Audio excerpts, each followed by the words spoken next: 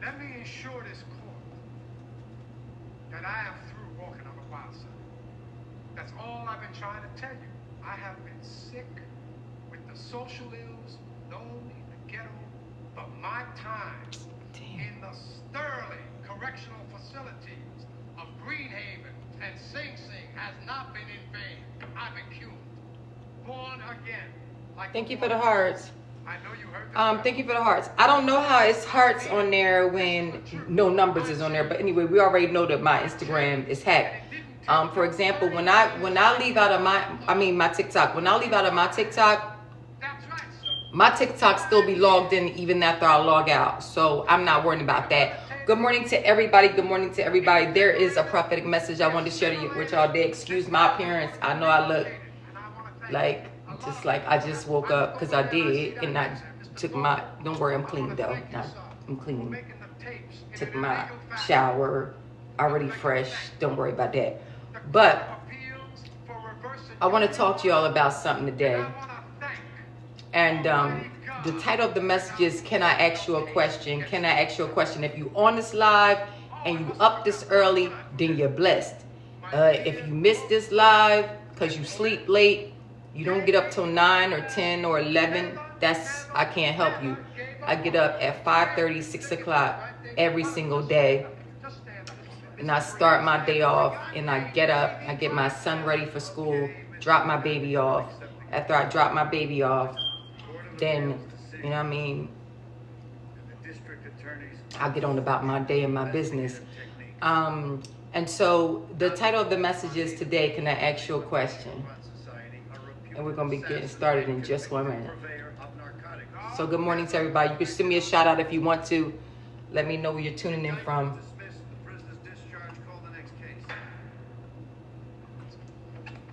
And also I would like to say, as you all know, I'm still modeling on the side.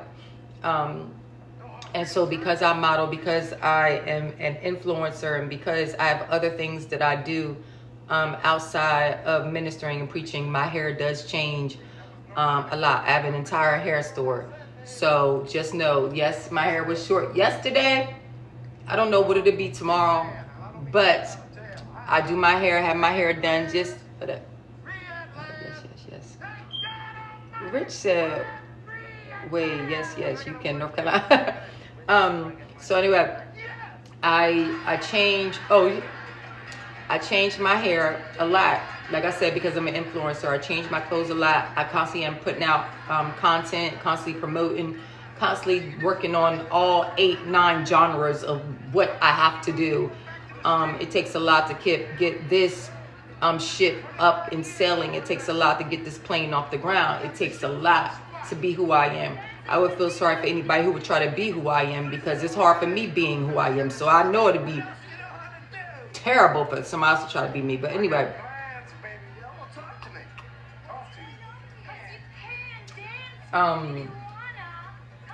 God showed me several things last night, and so it prompted me to ask the question,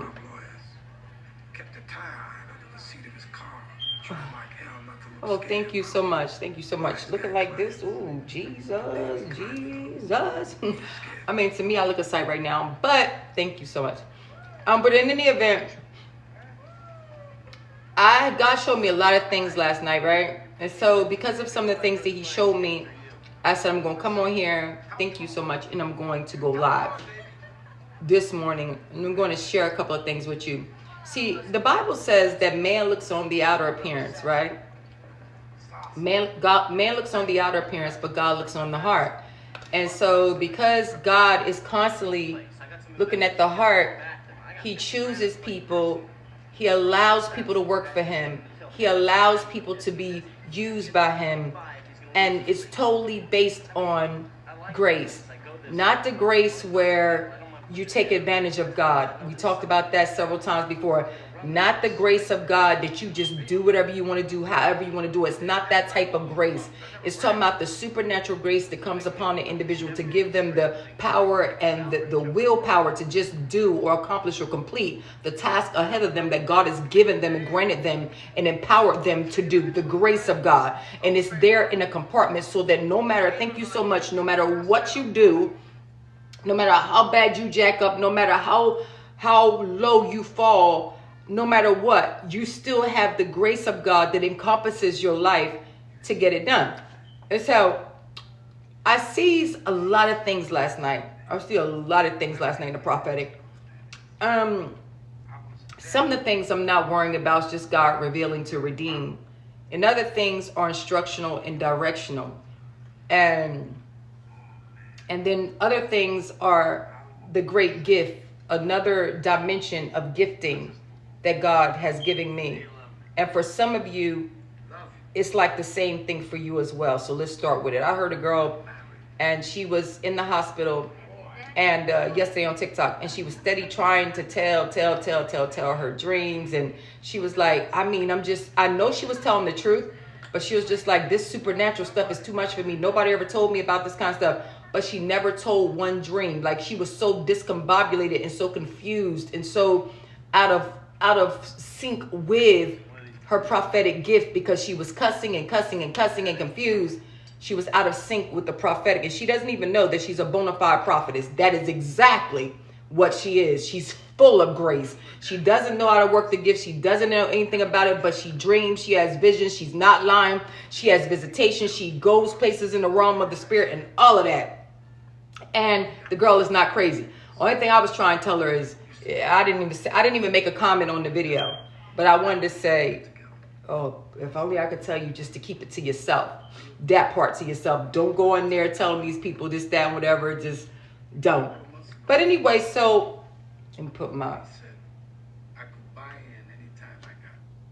movie on mute. All right.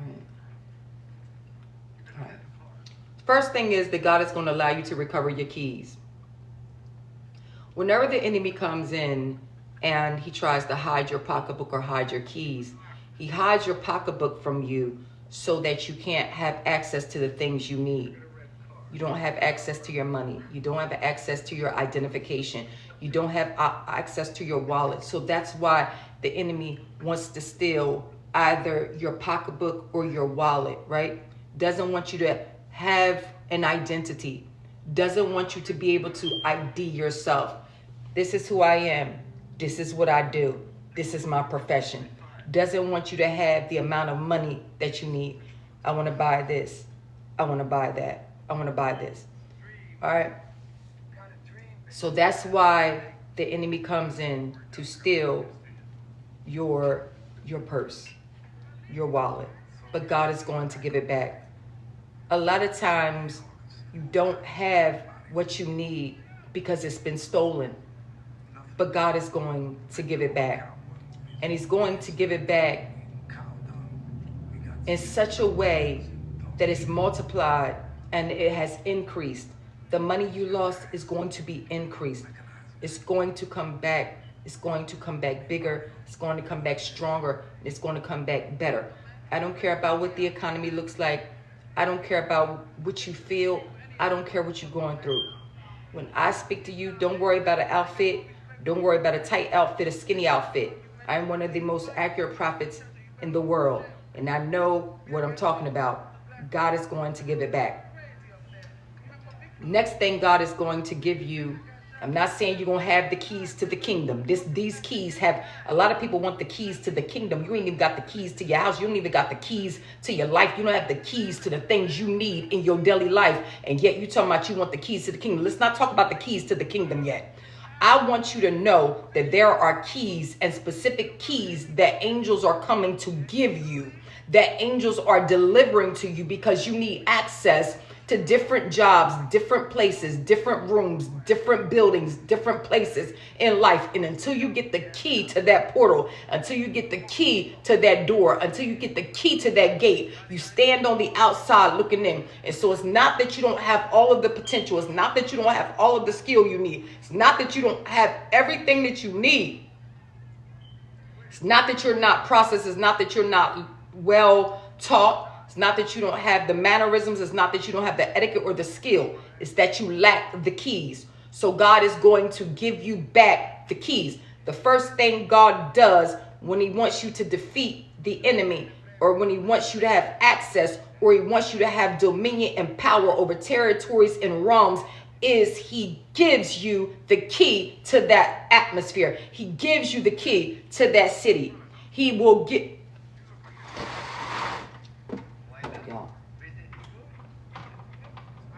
That's better.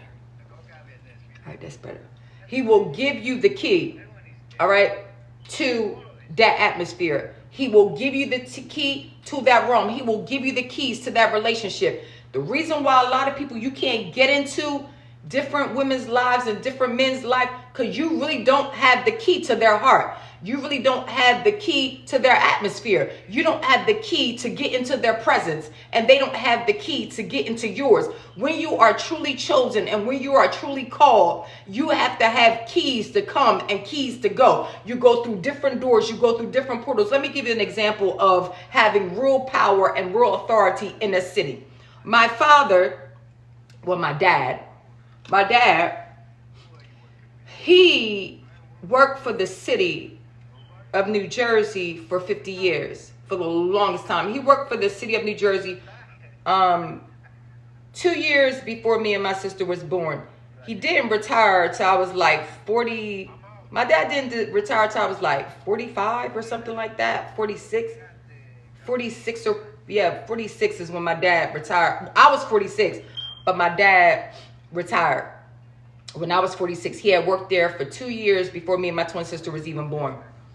My dad literally had the keys to the city. He had the keys to the city park. All right. So he had keys to get into different buildings and different places in the city. So the keys, because he worked for the city and the department he worked for, they entrusted him with keys. Different buildings. You could go into other buildings that other people couldn't go into. He could go into different areas and different places with the roads and the streets departments because of the position he held. Other people didn't have access to every part of the park, but my dad did.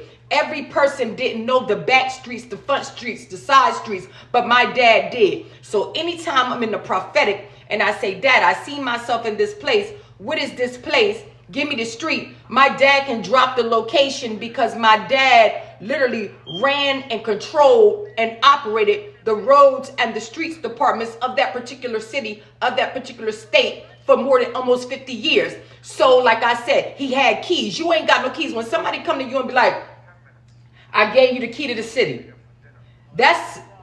Oftentimes that's they're showing off. They're just showing off.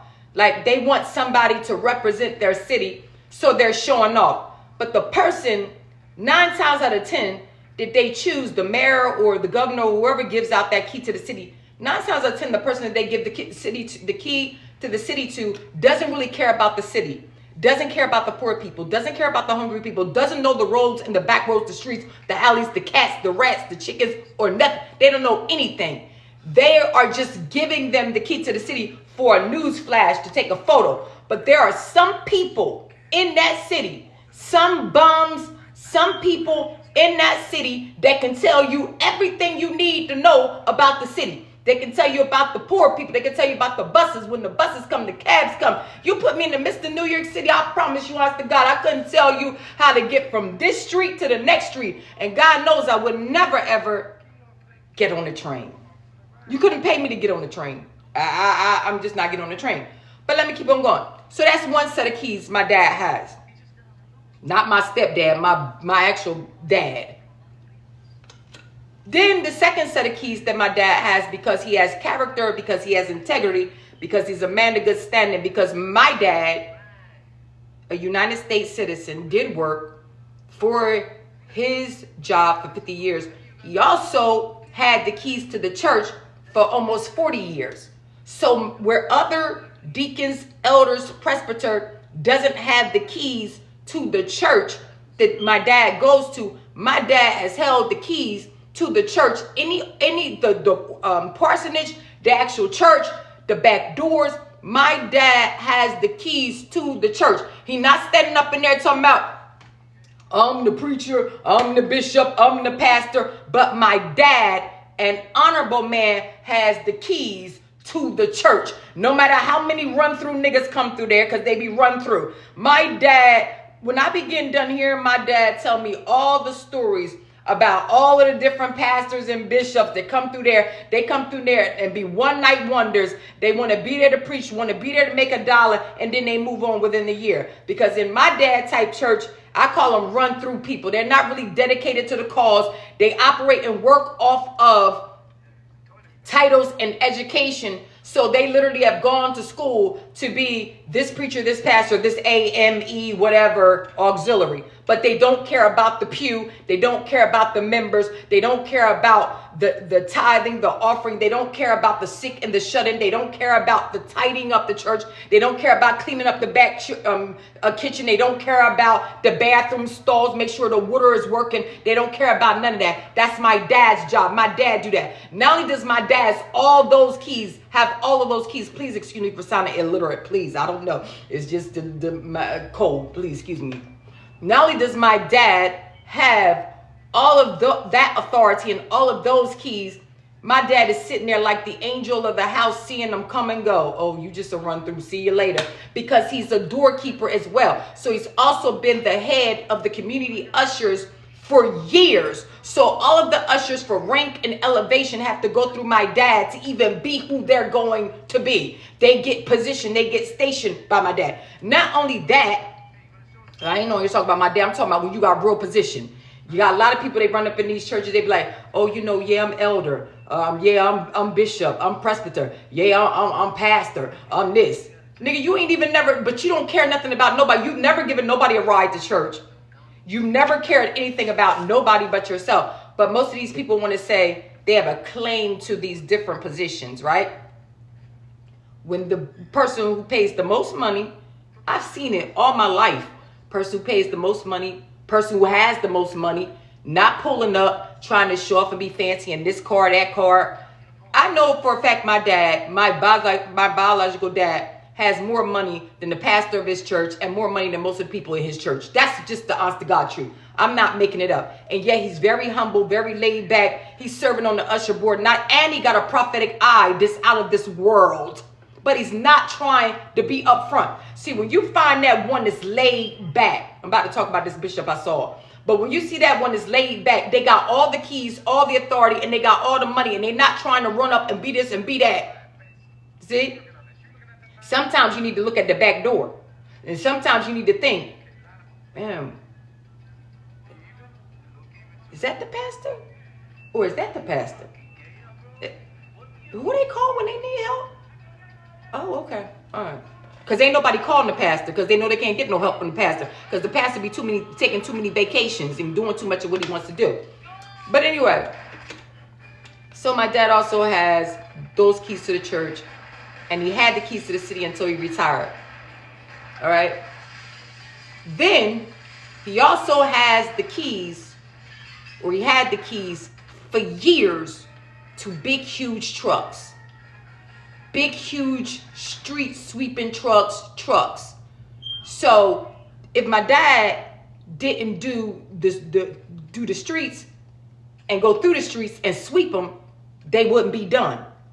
If my dad didn't do his job, the streets would be dirty. See, you got to look at who people come from. See, I'm not just who I am. I come from somebody. I come from good stock, good character, good integrity. And that's just talking about my biological father. I ain't even stepped into talking about my biological mom and my stepdad. I ain't even going to get into them and the fact that they own the church to take up the whole corner of the state, the city that they live in. The whole corner. You walk up in there, this ain't no storefront. This is the real, I come from, my mom is a pastor, my stepdad's a pastor, and to me, my dad, in my opinion, his position is greater than theirs. Because he's, whatever. So I come from that. I come from high class. I come from money. I come from the educated. I come from the morally astute and the morally correct. I come from those who have a code of ethic and a code of conduct. I'm not just some fly-by-night, Sally-by-wonder, come up on TikTok talking about, oh, let me preach this word. I'm a prophet. Nah, nigga, I come from this. See? You gotta, where you come from? Who are you? A lot of you want to say, I come from, my pastor is the great blank blank.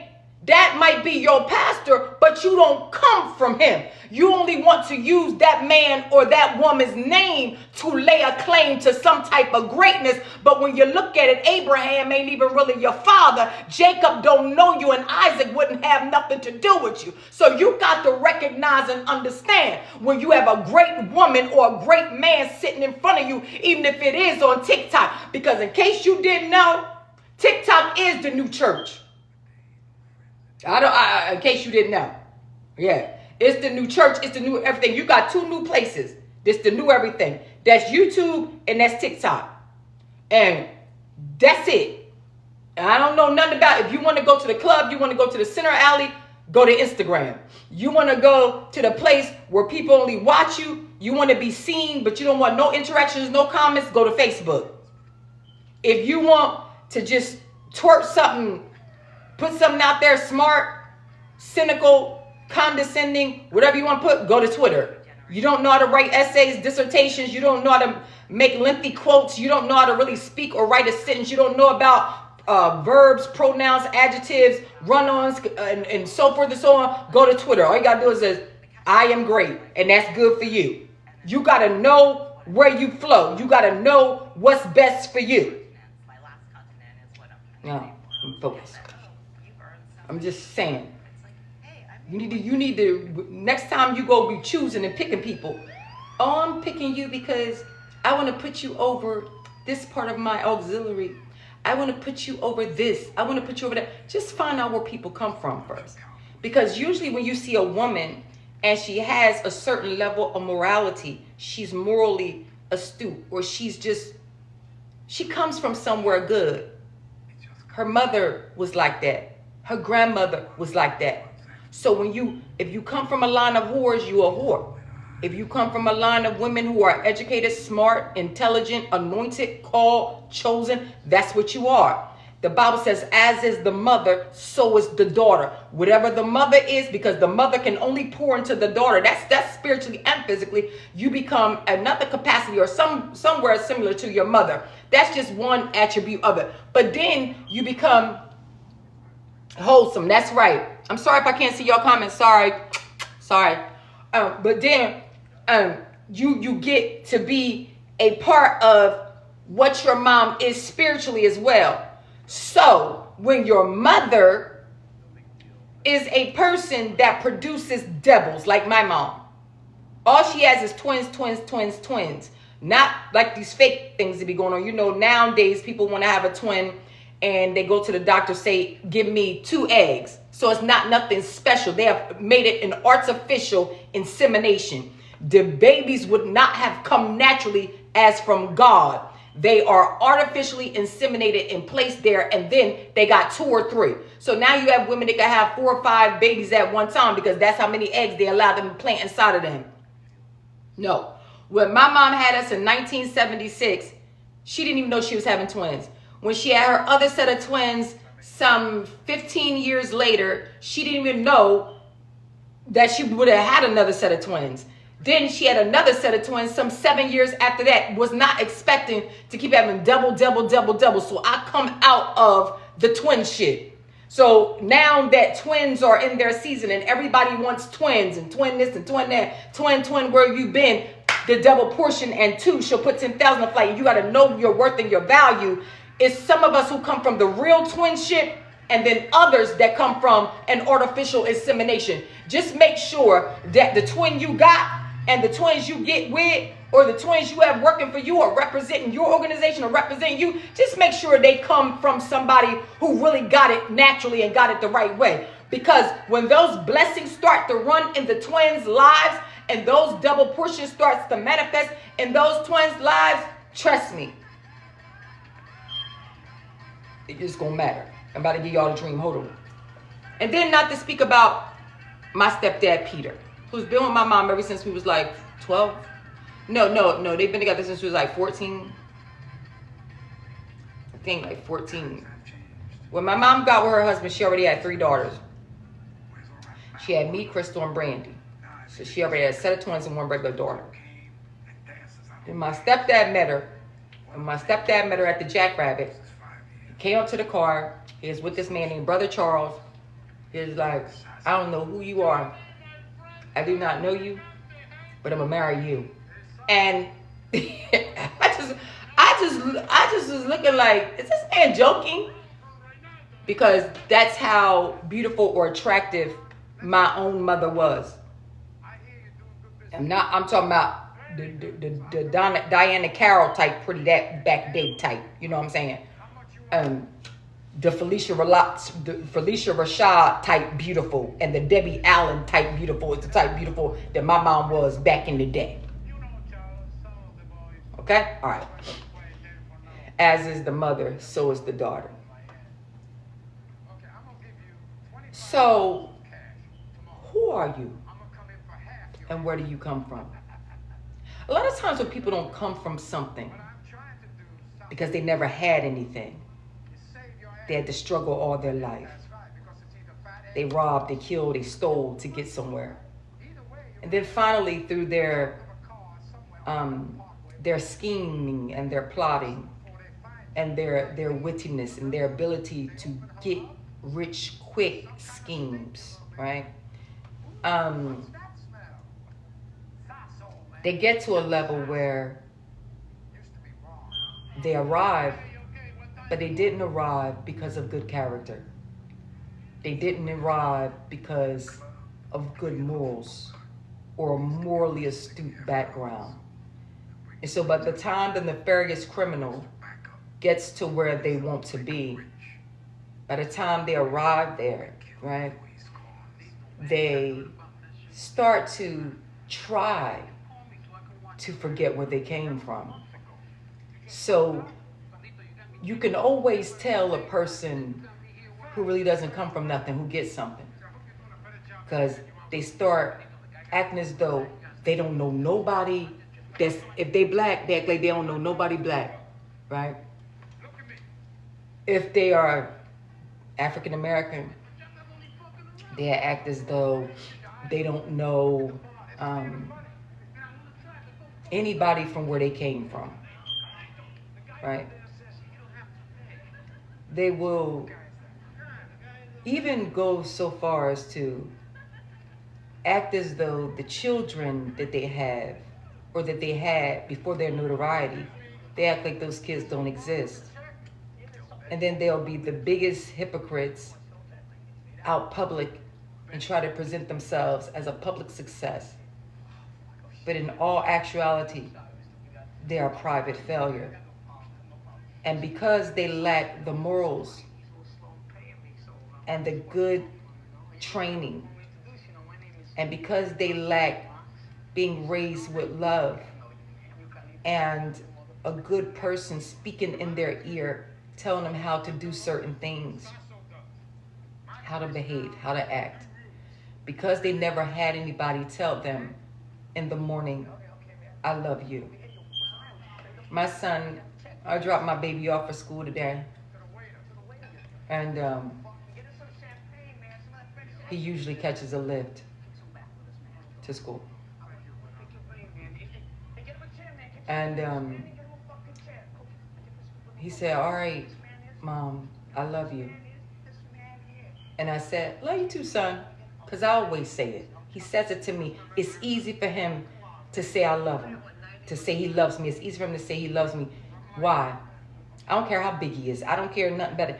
The reason why it's easy for my son to tell me he loves me is because year after year, day after day, Knocking on the door. Joe, you okay today? I love you, son. I'm cooking this today. I'm making a hamburger helper today. I'm making spaghetti today. Nia's cooking today. Hey, Joe, you all right? What you want to go do today, Joe? Joe. I done said the name Joe, the name Joseph so many times. If I say that name one more time, that's all I've said. And then for years, because his siblings were bigger than him, and because I understood why I named him Joseph, I was the hedge of protection. I am the hedge of protection for his life. And so if he was in the house with his older brothers and sisters, I would never want him around them. Weird and strange. Okay, but you ain't a parent. I don't know if you're a parent, but oh well. I would never want him around his brother Jules, around his sister Nia, around his sister Narai. I felt as though they were too rough, too hard on him. And I didn't like the amounts of jealousy that I would see from them towards my baby.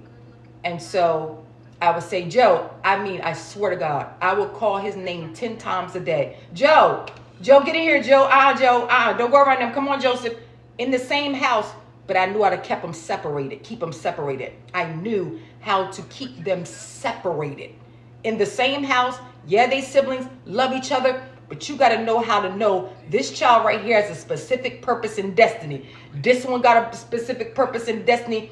I name you Jules, so you a rock. I can't let you around somebody who represents the dreams, represents this. You a little too hard. I named you Nia. Your name means purpose. Your purpose has nothing to do with this. I named you Naraya. Your name means light. Okay? But I need for everybody to stay where they got to be at. My oldest son, Christian. I named you Christian. You stay. You do what you called to do.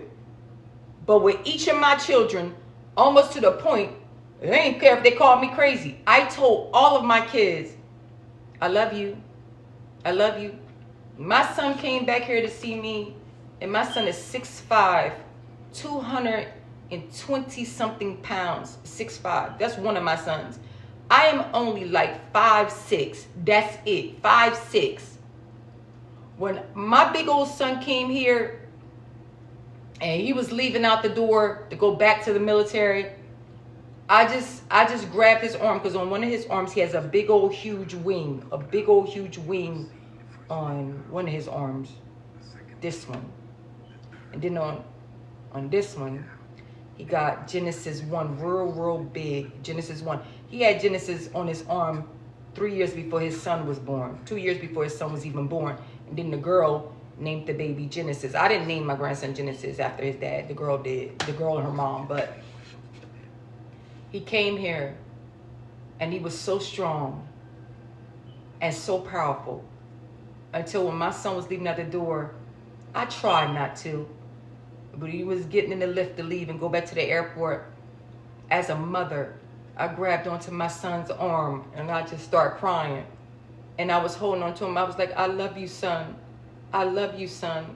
You're my son. I love you, son. And I wouldn't touch up here, but I just kept hugging his arm. He's like, Mom, let me go, let me go. I was like, I love you, son. You're my baby. I love you, son. And am I proud? Absolutely. Absolutely. So you got to learn something as a woman. If you lay with trash, you ain't get nothing. This is why you can't conceive everybody's child. You can't have babies with everybody. You better look at their pedigree. You better look at their pedigree. Because a man, I'm not trying to be funny or nothing, but a man having a child with me is different than a man having a child with somebody else. If the man was to never look back to see his child and have nothing to do with it, that child is going to be successful because I am a morally good person. I have God in me. I have the fear of God in me. I love my God. I love my kids. I cherish the gifts he's given me.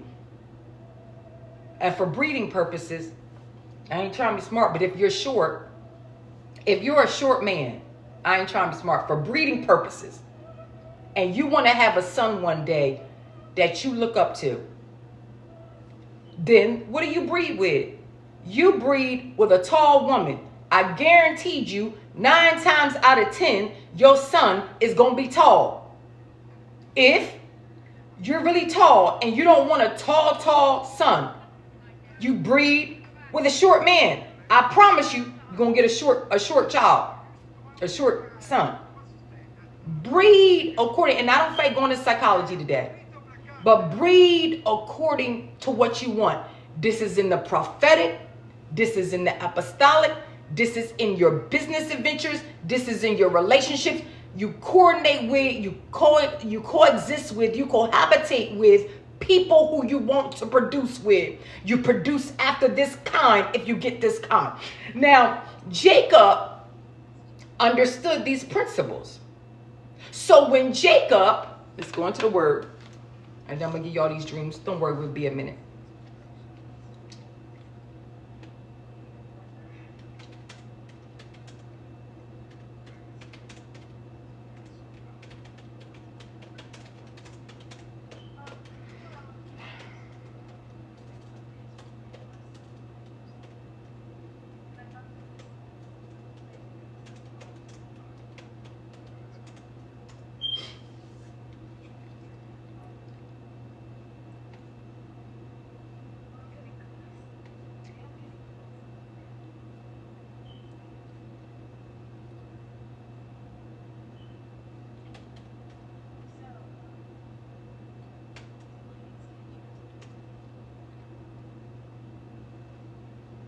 That ain't my color. I got melanin. I don't know what's going on with that, but it's all good. Genesis chapter 30. Genesis chapter 30, please. Genesis chapter 30. Genesis chapter 30. Verse 1. Title of the message is, Can I Ask You Something? Can I ask you something? I hope it's helping somebody, right? After Rachel gave birth to Joseph, Jacob said to Laban, send me on my way so I can go back to my own homeland. Give me my wives and children. Give me my wives, that's plural. And give me my children. Jacob, the son of Joseph, Jacob, listen, after Rachel gave birth to Joseph, Jacob said to Laban, send me on my way so I can go back to my own homeland. This son is distracting me. Hold on. I'm so serious. The devil is a liar. So I got to put on shades. Want to play them games? Want to try to confuse me? Hold on. We could work that. Yeah, we're going to work that right there. Now let's read this thing again. Baby, let's read this thing again. After Rachel gave birth to Joseph, Jacob said to Laban, send me on my way so I can go back to my homeland.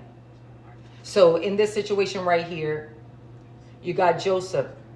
His dad is Jacob. But as long as Jacob is underneath a Laban, everything he has, which is his blessing, which is Joseph, is assigned and connected to a demon, in my opinion, a trickster, the biggest manipulator, Laban.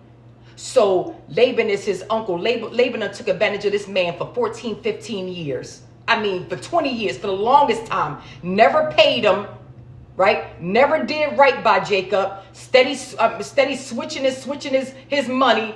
Got him showing up to work, won't pay him. Got him showing up to do whatever he got. Every Laban gonna pay. On God, they gonna pay. On God, they gonna pay. They gonna pay. They gonna pay. Listen to me. This is the season that the persons and the people who have the spirit of Laban, they will suffer so much loss. They will have to render and give every single dime, penny that they owe to the Jacobs in their camp. Laban would never have had anything. He would have never become nothing without Jacob in that camp. The only reason why Laban, the uncle, was even blessed was because God loved Jacob and Jacob was the apple of his eye. That is the only reason why, is because the twin was there. Soon as the twin rolled up, Laban rolled out, Laban didn't have nothing. And God knows, we know Laban was blessed. with Joseph being there. Because Joseph is Jacob's son. Joseph is the one who has all of the dreams and all of the visions. He's the one who has the coat of many colors. He's the one with the international anointing. He's the one that has the favor of God on him. So please, you better recognize and understand that some people only great because you there. Some people only got it going on because you're there. But as soon as you roll up and as soon as you leave. So Jacob says to Laban, send me on my way so I can go back to my own homeland. Give me my wives and children for whom I have served you. See, he worked for that wife, Rachel. He worked for the wife, Leah. He didn't even want her, but anyway, he got her. But he worked and he served. So he's thinking that he's working with somebody who has in character, who has integrity, who will do the right thing. So he's thinking, finally, after all these years, I can go to this nigga and I can tell this nigga, give me both my wives, give me all my children, and let us roll up. Because we don't want to be here no more. And I'm about to tell you why. He couldn't stay there no more. He didn't want to be there no more because of Joseph. The Bible says that a man's gift will make room for him and bring him into the company or bring him into the place where greatness is. Once Jacob had Joseph growing and growing and growing, Joseph was even too big and too great, even as a child, to stay under the stronghold or the tyranny or the iron whip of oppression of this man Laban. I don't care if it was supposed to be his grandfather or whatever. Sometimes you don't need to be in your grandfather's house. Sometimes you need to get up out your grandfather's house and get away with the people who love you, who care for you. Let's keep going. He said, if you give me my stuff, I'll be on my way. I'll get out your way. Let's go to verse 27. But Laban, right? Laban said to him, if I found favor in your eyes, please stay. See, you ain't found favor in my eyes. See, sometimes you gotta let people know, no. Listen. But Laban said to him, if I have found favor in your eyes. This ain't the time, this ain't the season to let your enemies have favor in your eyes. This is not the time and this is not the season to look on them with some type of pity. This is the time to cut them niggas off and get them out of your face. They took advantage of how long will you allow them to take advantage of you? How long will you allow them to be there, have it, be able to do it, and not love you, not take care of you, not do the right thing by you? And then, my God, you working for it. Oh, my God. Hold on. That's too much light. Oh. I'm sorry, that's too much light, y'all. Okay. All right. Shut the blinds. All right. Because I done shut the blinds twice, but the light keep coming in. My God. Now listen. But Laban said to him, if I have found favor in your eyes. I'm telling every Laban today, you ain't found no favor in my eyes, not 1 inch of favor. You will never find favor, and I'm getting the hell away from you as fast as I can, because all you represent is hell, lies, deceit, and everything else. Who is the Laban in your life? Who is the Laban in your life? Because there is one. Sometimes they call themselves uncle. Sometimes somebody said, my goodness, Matata. Sometimes they call themselves uncle. Sometimes they call themselves boyfriend, husband, girlfriend, sister. But there is a Laban in your life. Most of the time it's your pastor. Most of the time it's the presbyter. Oh, you know I love you. You know, if you love me, you would have made sure my bill was paid. No, you know you don't love me. You want to take from me, but you don't want to. That's why you sometimes when you got a good man in your life and the man is a good man in your life, you got to say, baby, you know what? I wouldn't do this for nobody else. I would not do this for nobody else. But you know what? For you, with you, I'm going to do this for you.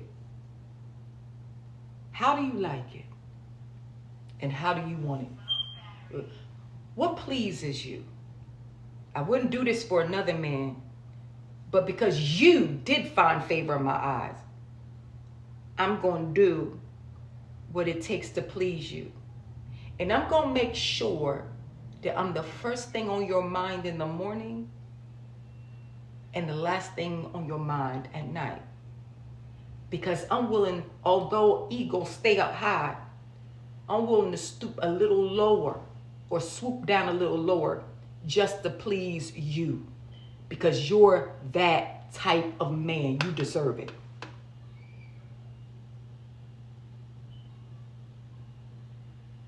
I mean, I don't want to get off left field with that, but there just comes a time when you really do have a good man, and the man is a good man. And if that man proves to you he's a good man, there are things that morally you say, I'm not doing that. I'm not doing that. None of that. And then you just say, okay. And then you do what he asks you to do, or you accommodate him. You know what I'm saying? But it has to be stipulations. Like, you don't just do these things with people you just met yesterday. Like, you don't even know them. I'm just focus. Anyway. But Laban said to him, if I found favor in your eyes, please stay.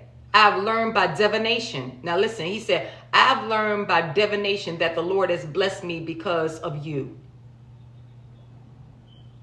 So this nigga done learned by divination that the reason why he's blessed and the reason why he got everything he got is literally because of another man. And that's Jacob. And then he got the nerve to come to him. Hold on, y'all. What is, why is that doing that? Oh, thank God. Oh, wow.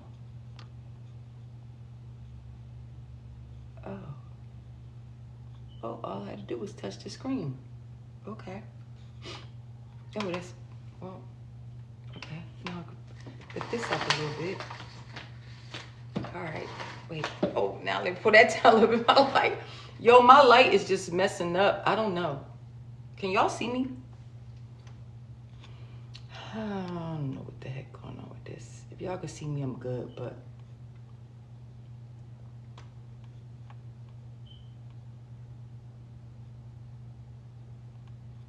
if y'all can see me, all right. Y'all can see me, right? Okay, all right, good, okay. All right, so he learns that everything he got, every blessing that he has is because of another man. See, I know I'm the blessing. I'm not trying to be smart. I'm not trying to be smart, but I know I'm the blessing. And yeah, you blessed, nigga, but it's because of me. You know, when you are the backbone to a man and you've been in a man's life, you are the person who praised them through. You are the person been like, yeah, they be going places with them blessings. Now let me go. Let me keep going. So he says, I have learned by divination that the Lord has blessed me because of you. He added, name your wages and I will pay them. Well, I don't know if it's a little too late for that. I don't know if it's a little too late for that. Morally, you should have already wanted to do for me what needed to be done, as good as I've been to you. Let me give y'all one of the dreams I had. Last night in one of my dreams. Don't ask me how I knew. I did not know. I don't even know.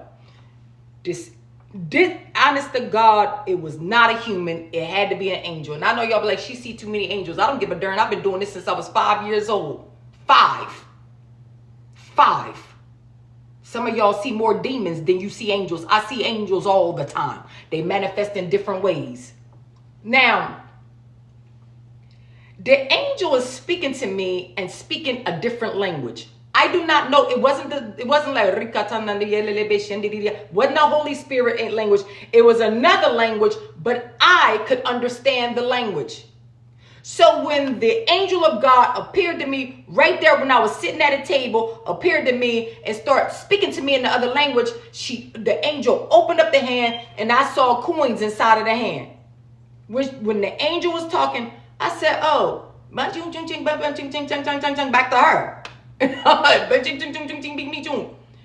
And then the person I was sitting with, I said, here, we'll take all this. So what I did was gave the angel change. Because I saw what she was saying. I heard what she was saying. I knew what the angel was trying to say. And then the person I was with, I said, that was on the other side of the table, give the change. As a matter of fact, give me a couple of quarters.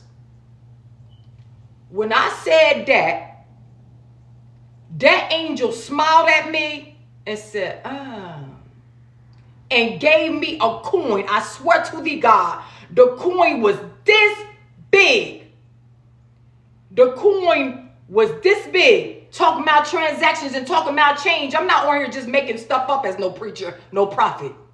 That's why I refuse to sleep with a nigga who ain't supernatural, who ain't got power, who ain't anointed. You ain't anointed, you ain't getting up in this. Because, baby, we're going to be doing some exchanging. You not draining me, zapping me of my energy. And then I look around like, where mine's at? And I ain't got nothing. And you done ate me like Dracula, sucked me dry. You done sucked me dry, ate me like Dracula, changed into 4 different natures because you done tasted supernatural. And what I got out of you? Nah, baby, you biting me, I'm biting you right back. You biting my vein, I'm going to bite your vein right back. Sorry, y'all. Side note. The coin was this big. And the angel of God said to me in my language. This she speak in my language. And this is 7. And this is 7. I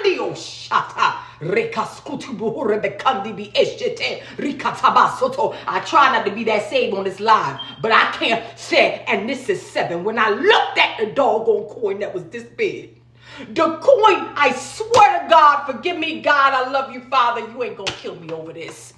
The coin had a cow on it. Michelle, I'm trying to be Michelle, if I keep being too saved, I ain't gonna be able to get married.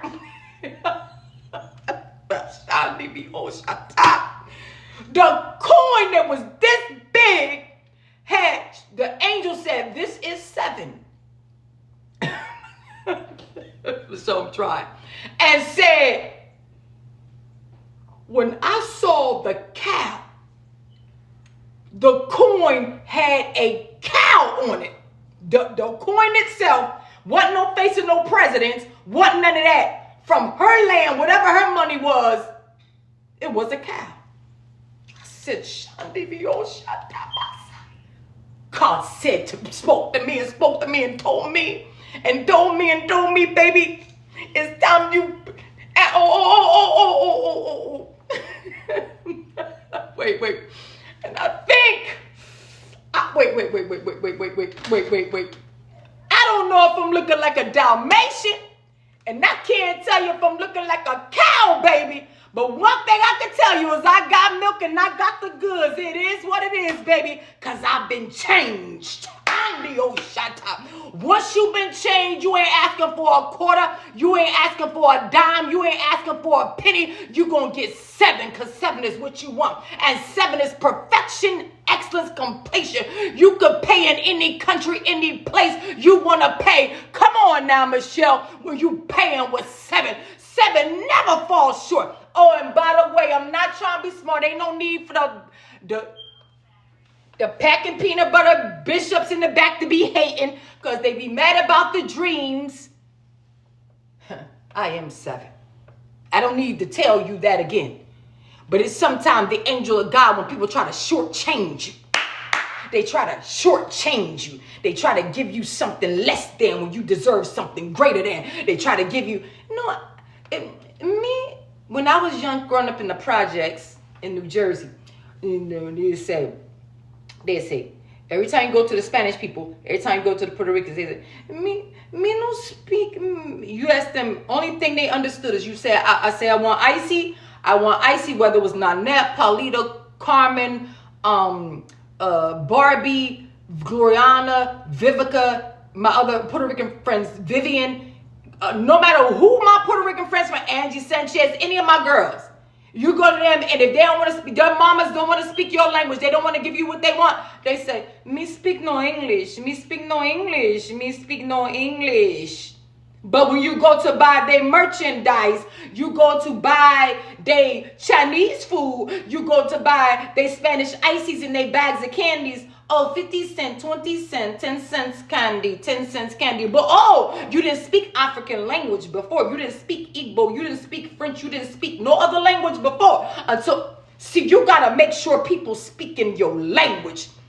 When I saw that big old coin, that big old, let me, while I'm prophesying, I can't get to the comments yet, but while I'm prophesying, let the real prophet prophesy. Now, let me show you about something about prophetic accuracy. Hold on. Prophetic accuracy. You see my clothes. You see how I'm looking? Hair jacked up. I change my hair every day. Every day. See, this is not religion. This is not religious. Lord, I'm getting older now. You can start to see my neck getting skinny. Hey! Shandi, oh, shita. Baby, that's how you know the grace of God is setting in. You know how long I waited to see my neck start to change. Baby, I'm almost 50. What?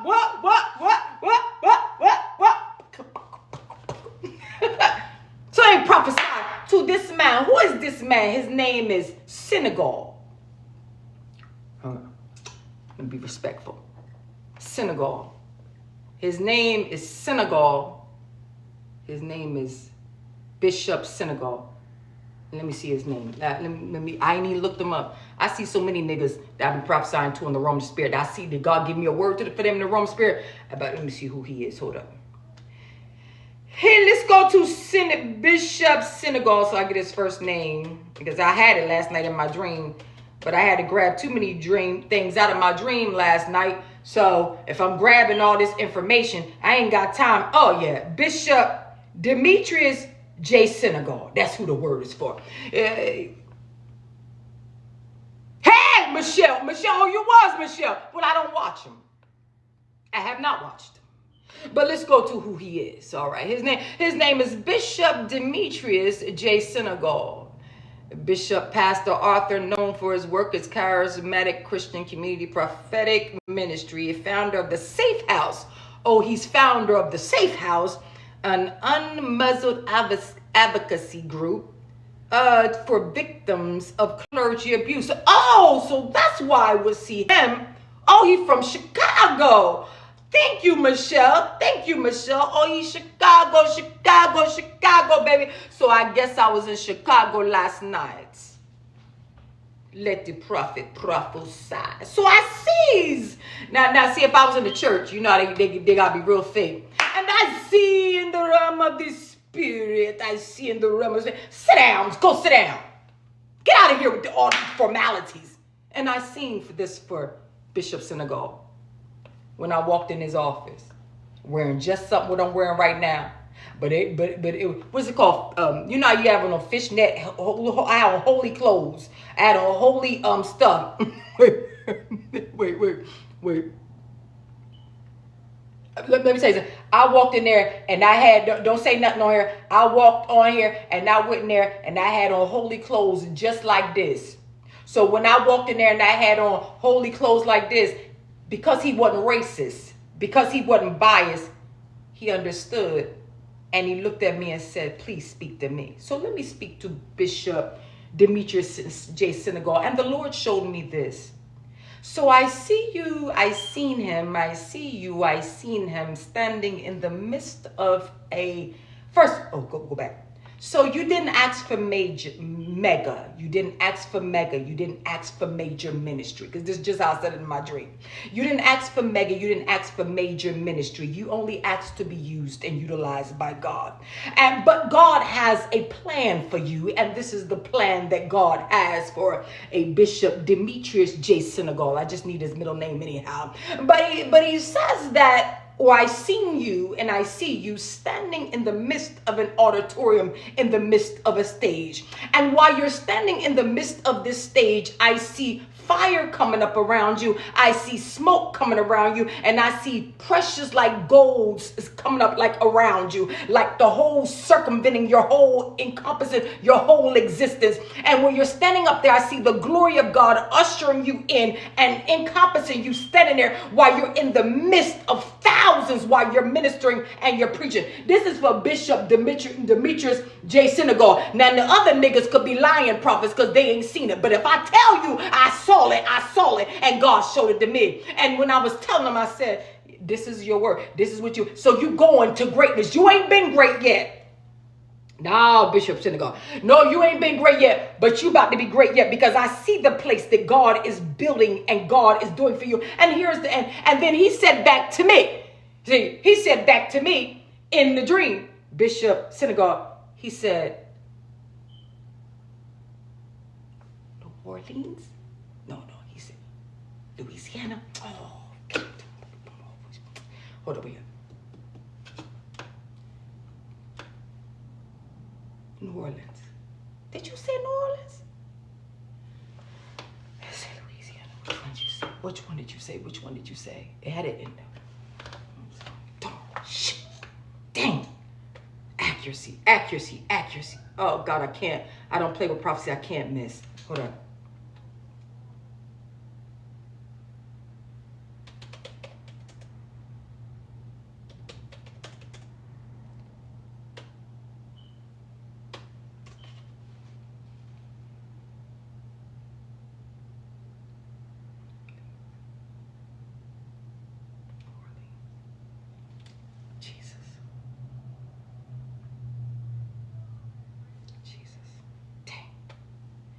Forgive me, Father, for arrogance.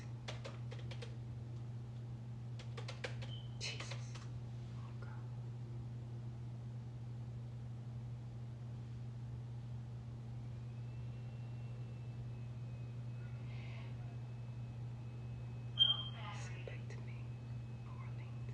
And he said back to me, New Orleans. And he said back to me, New Orleans. And he said back to me, New Orleans. I got to be accurate. I am 97% that he said New Orleans is what he said to me. I don't know what's going on in that state. And I do not play around with prophecy. I don't play around with none of that. Good morning. But Bishop Demetrius Senegal said back to me after I said all of that to him. He said New Orleans. But I also hear something about Louisiana. And but I know it's New Orleans because he said it to me. Sitting in the chair in front of me, he said it to me. I don't play with prophecy. The God I serve don't play with prophecy.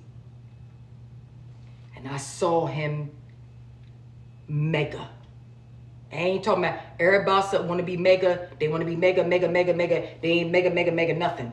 They megas came from them being connected to somebody else. I don't even know. Let me see what this man is about.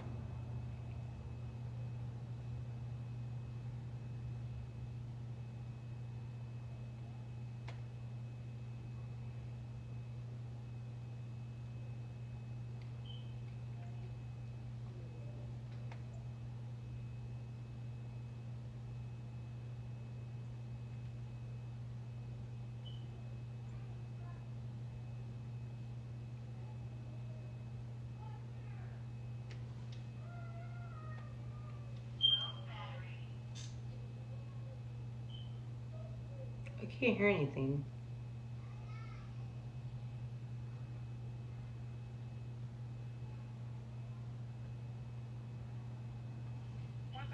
Somewhere along the way, we made the gift, the identity. But hear me, prophesying does not make you a prophet.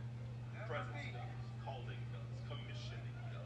Prophecy is one of the most basic evidences, not of the prophetic call, but of the indwelling of the Holy Spirit. It's not elite. It's not exclusive. Every believer can prophesy. It is the overflow of being Okay. So just off the 1 second clip that I got, he was talking about prophecy is not your identity. So I have not went to go see him. I have not watched him. Yes, that's him. Okay, that's him. Yeah. YouTube went to him, and I don't really see what I've done with my gift is basically this is him. All right, that's him. Prophets can be very emotional. One of the things every prophet must master is the language of emotions. Emotions aren't the enemy of the prophetic. They are one of God's gifts. Okay. I have no agenda. Don't know him. Don't really care to know him personally at all. And see, you know what I'm saying? I don't just, that's all I know. And just because God gave me a word for him doesn't mean I'm going to flock to him. I just know what I saw. I had my angelic encounter first. And then after he said that, I'm telling you, listen, Michelle. And then after that part right there, after I see this bishop synagogue, and after we had that discussion where I'm prophesying him, and I'm telling you, I was just like this, and just how I was in front of him, just like this. Literally, like the girl Pretty Woman off of the movie. Like the night that she was like, you know what I mean? Like not dressed up, nothing. This is just how I was in front of him. Wasn't trying to be cute. Wasn't trying to be with him. I just went there and dropped this where I said, here, this word is for you. And this is the word of the Lord. Nigga, I don't got time for formalities. I'm the flyest of the flyest when I put on my church attire. And when I tell you standing 5'6", I don't even need to put on heels. And when I put on my garments and my dress, I'm not trying to be smart. There ain't a prophetess in the kingdom that can match me. I'm unparalleled. And I'm not trying to be smart. When I arrive, the host of God arrives with me. The cloak of my mantle literally flows behind me, and the presence of God is with me. So I ain't even trying to do all that. But I saw that man, and I walked into his office where he was. So after I prophesied to him, he said, okay, and I got to go get something for you. He went out the back. It was a door behind him. First of all, let me get this meaning of this man's name. Let's just be accurate. Let's look what Demetrius means first. Because I'm up with y'all. I ain't look up this stuff. I ain't did no investigations on them yet. Demetrius, meaning devoted to Demeter or belonging to Demeter, comes from the name of the ancient Greek goddess agriculture, goddess of agriculture, as a male name of Greek origin. It has been used since ancient times and is associated with various historical figures. Greek, Demetrius, devoted to Demeter.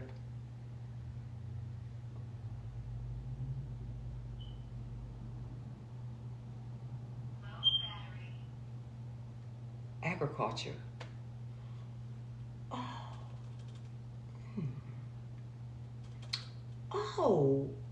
Oh, okay. Okay. See, this is how prophecy works. Oh, I see. Demeter is the Greek goddess of harvest, agriculture, fertility, and sacred law. I see. See? I had this dream. I had this dream in, let me see.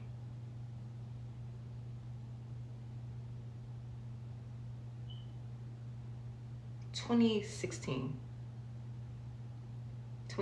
I had this dream. I'm living at Ashby's Place in Maryland. I'm living at Ashby's Place in Maryland, Edgewood, Maryland. And I have this dream. And in this dream, I was going through cities on different railways, subways, and stuff like that. Although in the natural, I would never do it. I got lost in the middle of traveling. And when I got lost, because I was trying to get to this church, because this pastor was preaching there. I'm not going to mention the pastor's name, because I can't stand the nigga. But I had to go there. And I was searching for him and looking for him because I was late for church. And as in the natural, I know I would get lost in the city because I don't even know how to get around like that in those cities. So he I get inside of this church, and when I get inside of this church, it's jam-packed from the front to the back. By the time I break through to get in, I'm like, where is he? Where is he? And the ushers is in the back. They show me where I could sit at. But the pastor in that dream, I swear to God, he was up there sick as a dog. He was sick as a dog. He was sweating profusively. He was sweating. He was anxiety. He had anxiety all over his body. Like he was sick. It wasn't like a mental anguish though, but he was sick. He had anxiety. He was going through a whole lot. And so I ran to where he was. But before I got to where he was, the angel of God was in the back and said to me, you're about to go into agriculture. Jesus on the throne, be my God, said to me, you're about to go into agriculture. I said, what is agriculture? I didn't even know what agriculture was, but then I could focus and I went up there to where he was and I just had to grab the pastor. I had to grab him, I had to hold him. I was like, are you okay? I'm here. I'm here. Everything's going to be all right. I'm finally here. Like I had to hold him to let him see my face, to let him know I was there so that he could calm down, so that he could get better. Immediately after a couple of minutes of me holding him in the dream and let him see my face, he got himself together to be able to preach. So when I see somebody talking about agriculture, that's the first thing comes to my mind. Many are called, but few are chosen. Many are called, but few are chosen. You don't get to pick your assignment. And you darn sure don't get to pick the God you serve. You don't get to pick your assignment. I'm telling you, you don't get to pick your assignment, and you don't get to pick the God you serve. When God chose you first, you have no other choice but to serve God. You're about to go into agriculture was what I heard in 2016.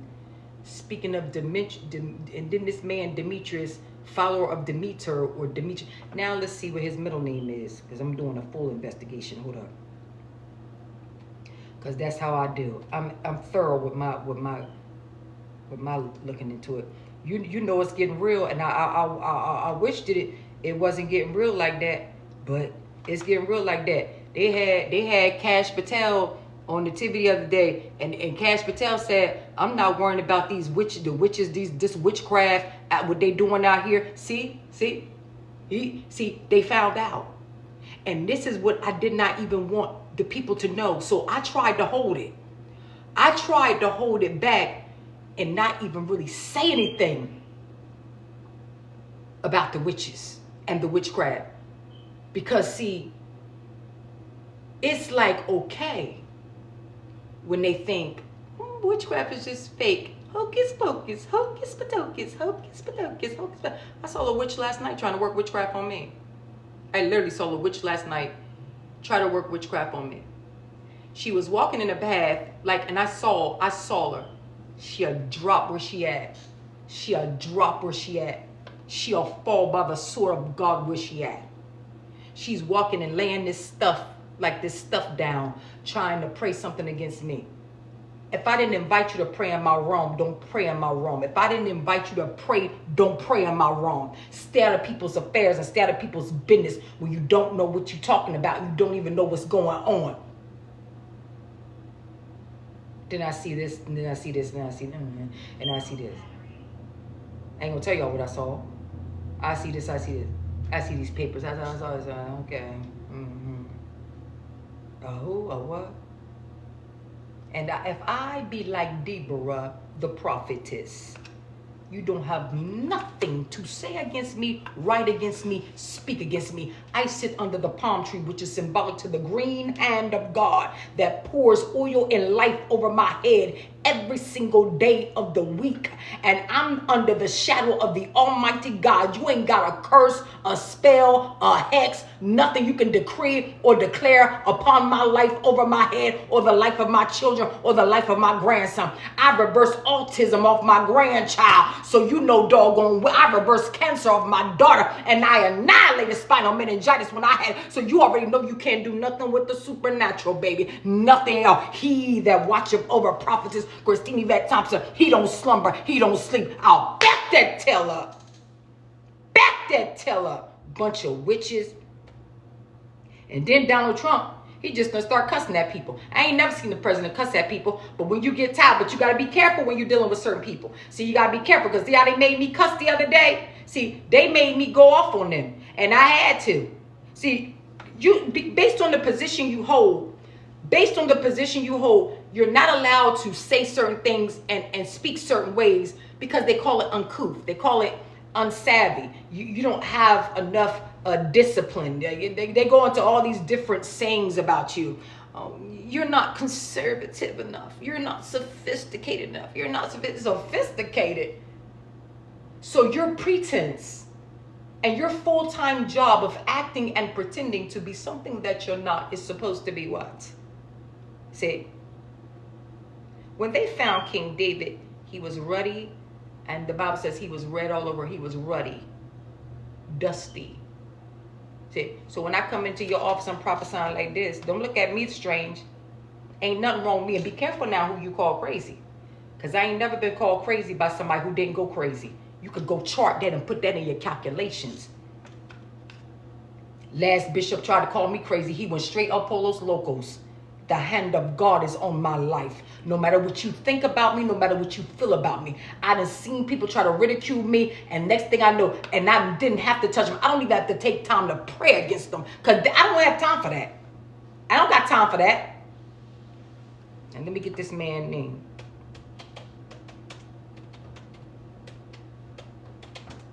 One man called a woman out her name, and that nigga looked up, and the glory of God had departed from his house. He over there calling. He over there calling. Hey, baby.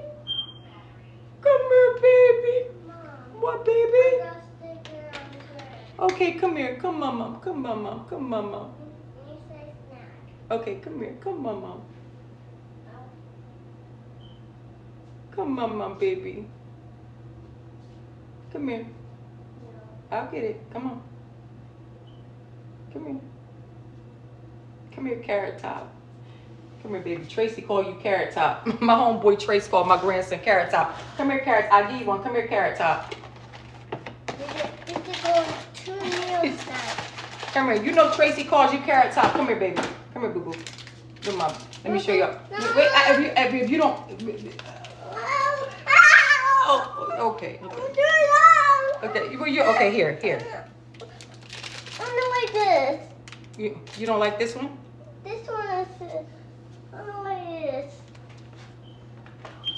You don't want to say hi to the people this morning? No. Come here, Carrot Top. No. Come here, Carrot Top. No. My baby.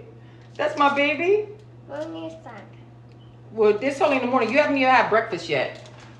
Not breakfast. You haven't had breakfast yet, grandson.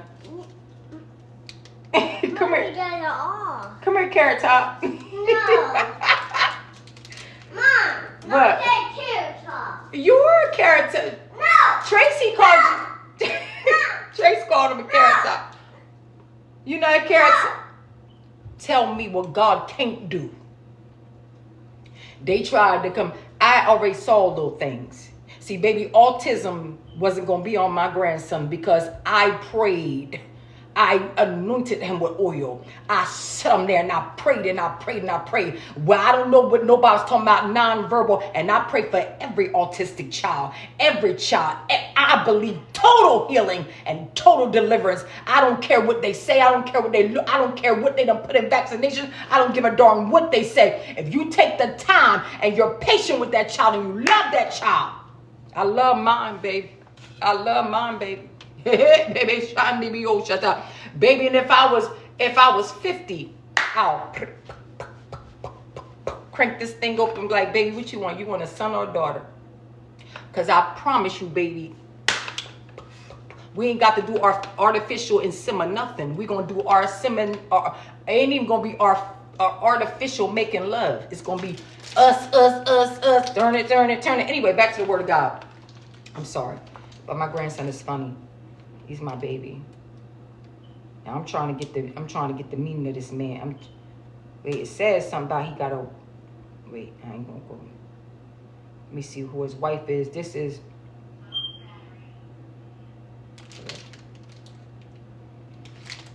Okay, hold on.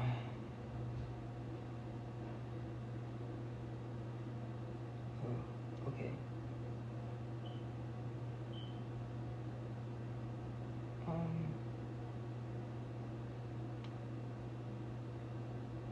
I don't like when people have a middle. I don't. Bishop DJ Senegal.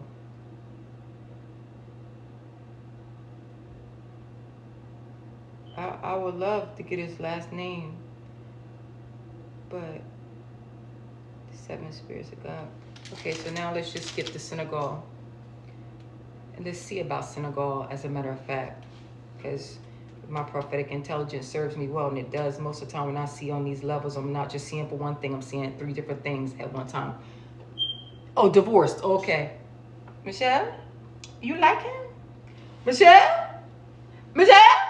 That a girl from Southside? Michelle. Because you know a lot about a nigga.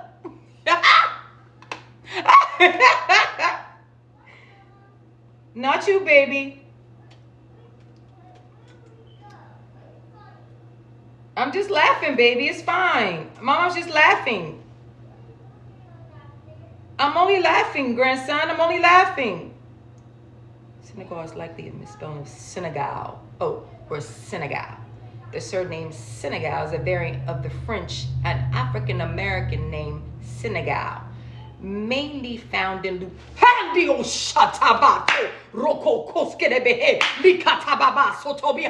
tell me I ain't accurate.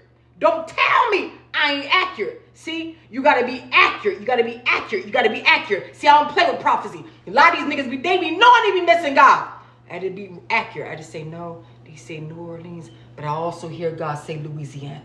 You know what I mean? Now I also hear God say, but I'm battling with it because I know I'm hearing God. And then when you go to look up this last name, I can't make this stuff up. Go to look up the last name of Senegal. You get the spelling right, Senegal. You gotta come up with something called it's mainly found in Louisiana. Mainly found in Louisiana. Yes, sir. Or Texas. That's why I heard Louisiana. French. So now I know. She was speaking French. And I should have understood a little bit of that French, but that French that angel was speaking to me, I couldn't even understand. But I knew it was some other language. But I was speaking her language to get mine. Who just said that? So let me tell you. I got 5 on it. I got 7. Yes, I do.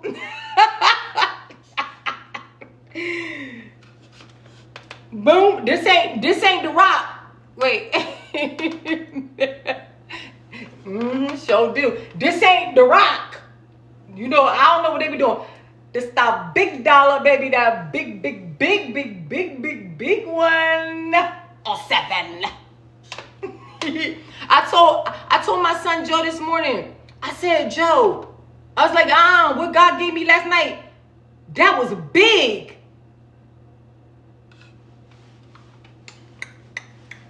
She gonna call me baby boo.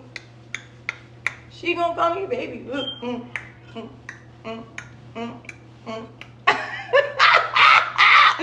Nigga, you wanna know why? Because I'm happy because at age 49, God didn't take my joyful, happy spirit away from me. And I don't want no niggas coming near me who gonna try to take away my happiness. You know, some people, when they come around you, they just like, oh. But then other niggas, she gonna go, baby boo. And I don't care who don't call me, whatever. I'm not worried about that no more. You understand what I'm saying? I don't care no more about what they think. I know God is on my side. So that synagogue, that's what that means. Okay, we got that right. All right. Now let's go back over to this Jacob thing, because oh, shoot. Okay, now I gotta finish this part. All right, let me hurry up, y'all. PTL. What do PTL mean? I don't know what PTL mean. She gonna make it. Y'all thought that that when I posted that video and they talking about that was AI and I was dancing like this. I believe AI, even though your real personality. Because trust me, best believe me, I am a happy person and I don't like being around the person. Don't come around me trying to put my light out, put my candles out, make me sad. What's up? Where's his chips? I don't know where no chips are. He had Lay's chips right here on the thing. Well, you know I'm eating out like that. Okay. It don't matter. Oh, rolling on the floor. Oh, that's what RTL mean. Wait, I mean, what? No, that's a P. Try and take that's a PTL. I don't know what that means. Okay, let me hurry up. So let's go to verse 29. Tell y'all how the twin work, because this is about twins, Jacob. Oh, it was just a big fat bag of Lay's chips right here. Maybe it's upstairs. I don't eat potato chips. Not upstairs. And I was gonna say you ate them. So I was saying I told you. Why is all the mustards up there? Oh, what mustard? Those was for macaroni salad. Oh, that's why. It's his stuff out. He really want his stuff. I saw some stuff up there. It's not inside my closet. I saw some stuff in I said in a pantry. It's not in there because I already looked in there. It's not in here. He want his stuff.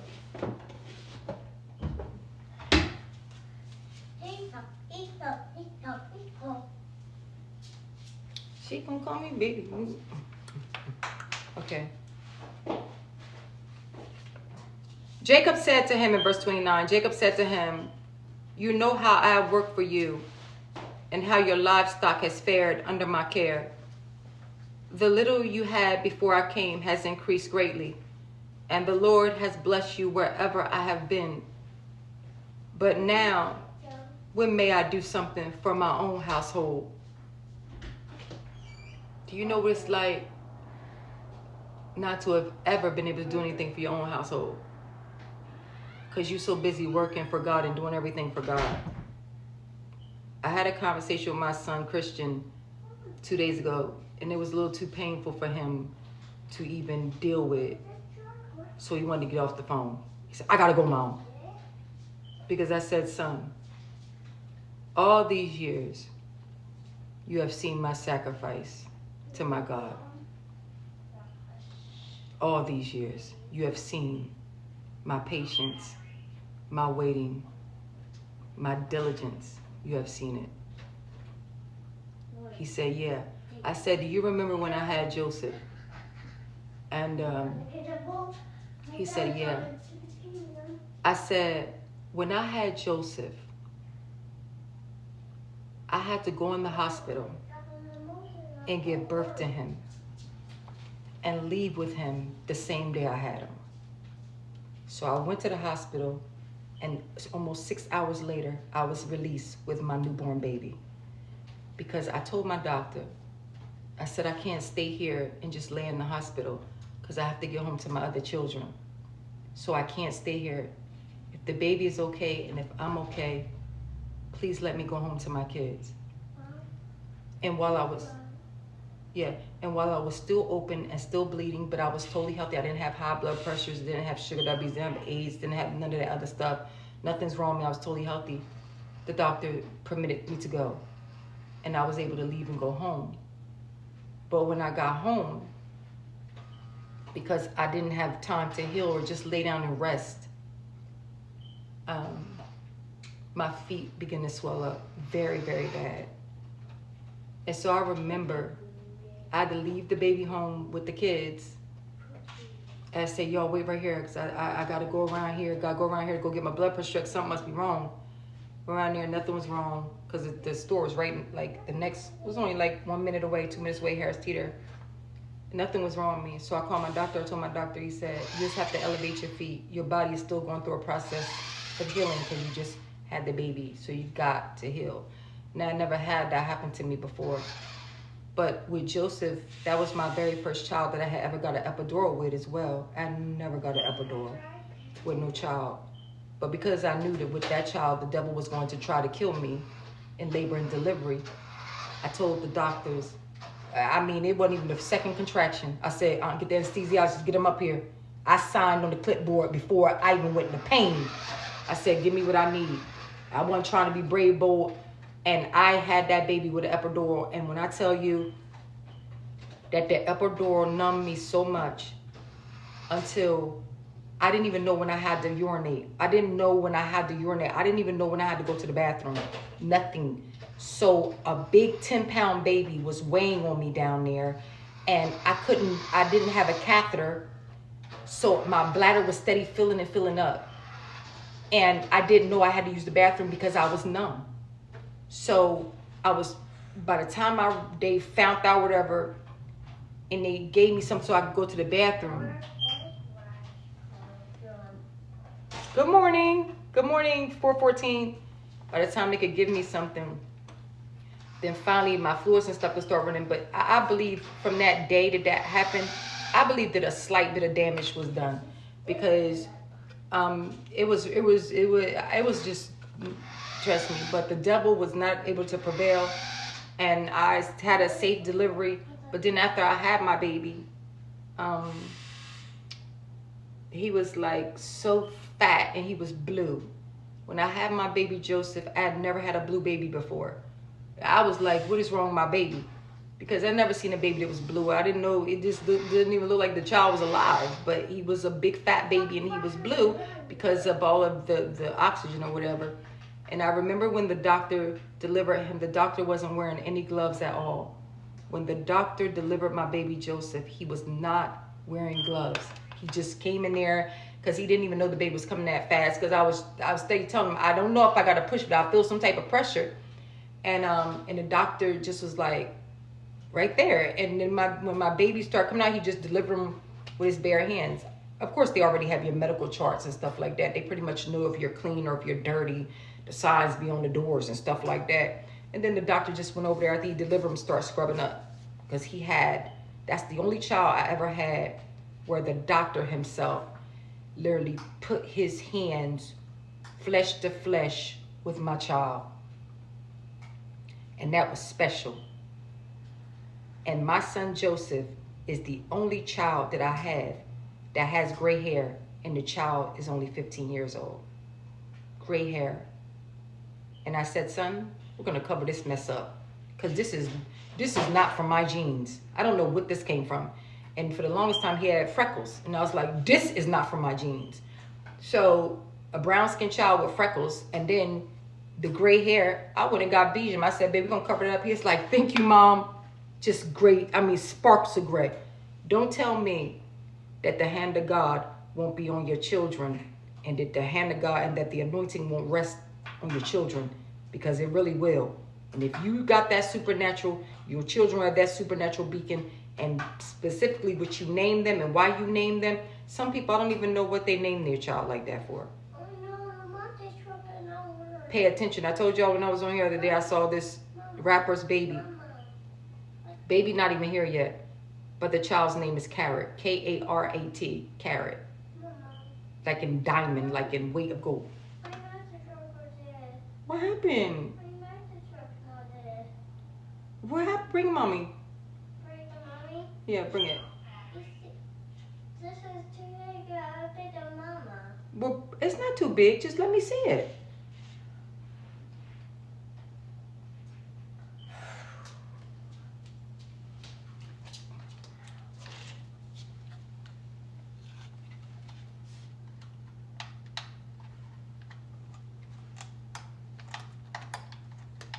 It'll work.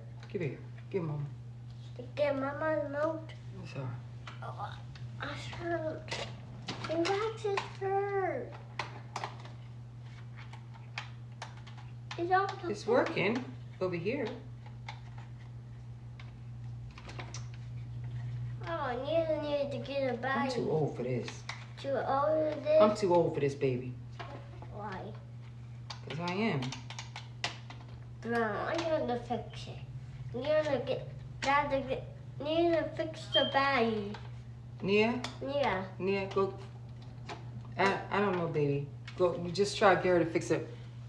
Tell Nia something's going on. Need to get a packet. Huh? Need to get a packet. Okay, tell me. I'm sorry. Just see if she can get it to work for you. Something's going on. Excuse me. Nia! Nia! Where did she go? To get his packet. To get a package? Nia, did you tell me you went to go get your package? Yeah. Did you really go get the package? Yeah. My red car not work. Your red car not working? Yeah. Do you know he just now told me that you went to go get your package? I didn't have no mail in there? Nia, he is smart. Don't tell me prayer don't work. Don't tell me what prayer won't do. Oh my goodness. Look. What? Is that his? Look. Oh, I like that, Genesis. It's nice. My goodness, that's so Is nice. that snowmobile? Mm-hmm. That's nice, baby. I think it's black hair. I gotta go. Okay, I'm sorry, y'all. All right, let me focus. Nia, he needs you to do something for that. Corey will be here to get him at 11. So, all right, let me hurry up, y'all. I gotta finish this. Okay, sorry. Listen. So Jacob is steady pleading with Laban and pleading with him, just let me go, let me go. See, when you have an angelic nature and you have a blessed life, oftentimes you have to contend with people and ask them, let me go, let me go, let me go, let me go. Now, the revelation behind Jacob petitioning or asking for Laban to let him go proves his angelic nature. So the reason why Laban didn't want to let Jacob go is because he understood that in certain aspects of the existence of Jacob, he was the angel of God's presence in the earth. Whatever you see in the supernatural, 8 times out of 10, you become it. So if you see God, you become like God. That's why God oftentimes hides himself or says no man can see him and live, because to see God in full totality of who he is, you become like God. And God can't allow those types of illegal transactions to happen to that level. So then he allows you to see the part of him in the form of Jesus Christ, and then you become doers of the word and you become more like Jesus Christ. If by his grace he has allowed you to see Jesus. If you see a true apostle and you see them in the spirit, 9 times out of 10, you become apostolic. If you receive or see a prophet and get a prophet's reward, you become prophetic. If you get into the council or the company of prophets, you become prophetic. Even if you're not a prophet, you still become prophetic. You never had a dream a day in your life, but when you got around them, then you like, oh, I had a dream. This is what happened with Saul. Saul was no doggone prophet. Came into the company of the prophets, he began to prophesy. So they said, can this man be a prophet now? And the question went on for a long time, because every time, or from the time that he even got with the prophets, he began to prophesy just like they could. And he could prophesy, right? You look at David, they call him the prophet, they call him the priest, they call him the king, because he was all of those things. But more than those, he's the only person mentioned in scripture besides Jesus Christ to be known as the good shepherd. There are many types of shepherds, but the good shepherd, as it pertains to Jesus Christ, almost in parallel context, you could say that David was a good shepherd as well, but not as good as Jesus, but a good shepherd. Because anybody who came in to try to take from his flock, his herd, right, he would kill them. He He would kill the lion. He would kill the bear. He would kill whatever it was. And he was not afraid. He wasn't afraid to kill it. You come here, you're going to die. That's how King David got it. And anytime somebody tried to come in and steal a little sheep, steal a little child, steal a little woman, still with no good intentions, to devour, to destroy, the anointing on King David's life will cause him to go after, chase, pursue, and annihilate the enemy. Man, boy, beast, didn't matter who it was. And to deny David money or access or anything he needed would be an impending death sentence to the person who would deny him help, because he was God's anointed. And that's why Laban died of a heart attack 10 days after he denied giving David his proper pay. David was the one taking care of the sheep. David was the one doing everything. He goes to Laban in Nabal, sorry, struck that from the right. He goes to Nabal in scripture and he says, Nabal, I've been taking care of your sheep. I've been doing everything for your sheep, Nabal. Please give me my stuff. So it was Nabal who died of the heart attack, not Laban, Nabal. He said, give me my pay. Nabal said, I'm not giving you a damn dime, because the reason why I'm not going to give you a damn dime, and I'm not cussing, but I'm saying a damn dime, because this is how they do. He said, I'm not giving you a damn dime because, it's a lot of people running away from their masters these days. You might have ran away from your master. You might be a slave somewhere, so starve. God said, check him. So then Abigail, who was married to Laban, Abigail, who was married to Nabal. Sorry, we got to be very accurate because I can't miss. Abigail, who was married to Nabal, the big fat man.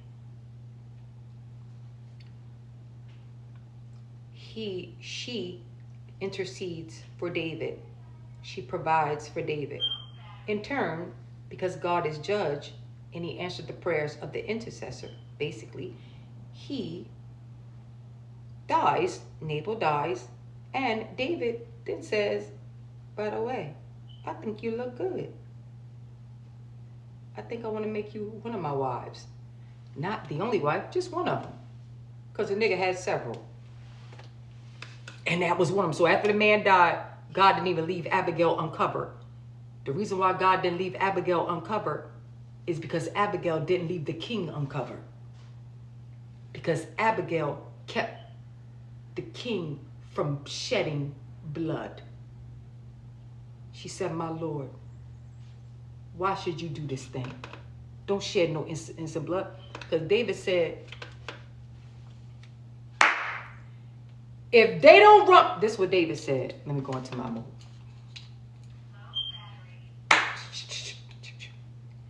Well, how they do it, easy. If they don't give me my, wait. This is how they be doing on TikTok. Wait. If they don't give me my money, if they don't give me my food and they keep me hungry, I'm going to everything in the room. David said, I'm going to kill everything that piss against a wall if they don't give me nothing to eat. And I've been out here working for free. That's what it was. Now, I just saw it online because TikTok teaching us older people all kind of stuff that we shouldn't be knowing. I swear we shouldn't be knowing it. We shouldn't be knowing it. But they be saying this kind of stuff. I saw a Chinese man going in there doing that. I said, oh, he better stop. Anyway. Now, here's what I wanted to get to and I'm closing. I'm done.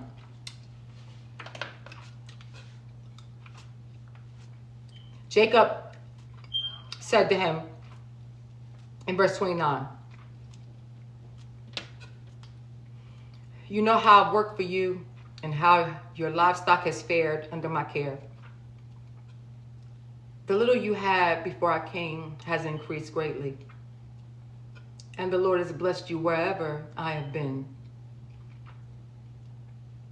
But now, when may I do something for my own household? Verse 31.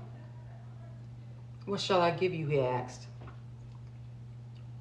Don't give me anything, is what he said. That ain't what I'm saying. I'm saying give me all my stuff. Give me everything you got. Give me everything you got. And I'm still leaving you. Give me everything you got and I'm still leaving you, nigga. Anyway. Jacob replied, but if you will do this one thing for me, here's where we go. Here's where it is. This is why I read this text. But if you will do this one thing for me, I will go on tending your flocks and watching over them. Let me go through all your flocks today and remove from them every speckled or spotted sheep. Let me go through your flock and your herd today and take everything that's spotted and speckled. It's mine. Spotted or speckled.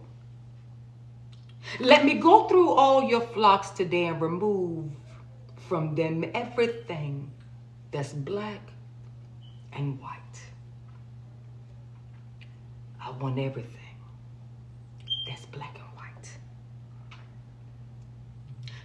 I want every speckled or spotted sheep. I want every dark colored lamb and every spotted or speckled goat. It's mine. It's mine. Other people don't see their value. Other people might not see their worth, but it's mine. And I'm the shepherd today. It's mine. Good God from Zion. I'm trying to preach this thing because I don't want to go too holy on y'all. Let me keep it ebonically street savvy.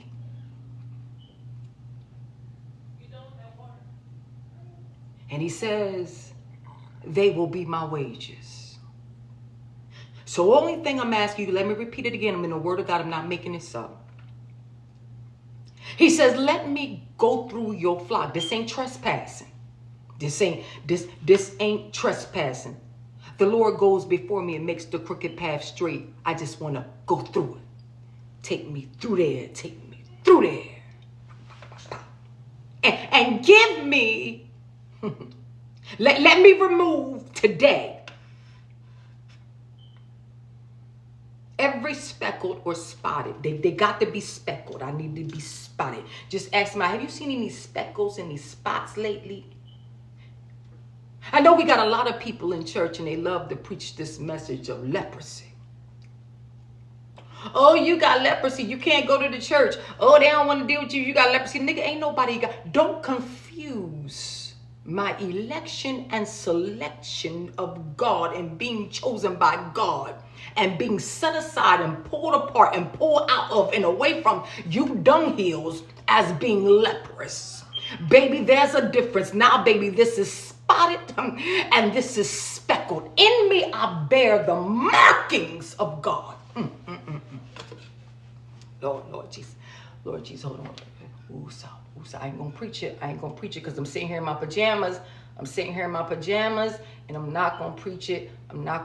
God. I ain't even gonna speak in the Holy Ghost right now. I'm not even gonna speak in unknown tongues right now. I'm just gonna be accurate.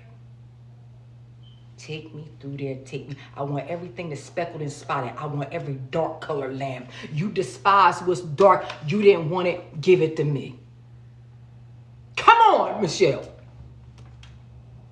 Let me go through all of your flocks today and remove from them every speckled or spotted sheep, every dark colored lamb, and every spotted or speckled goat. I want the greatest of all time. Now, if it's in black and white, if it's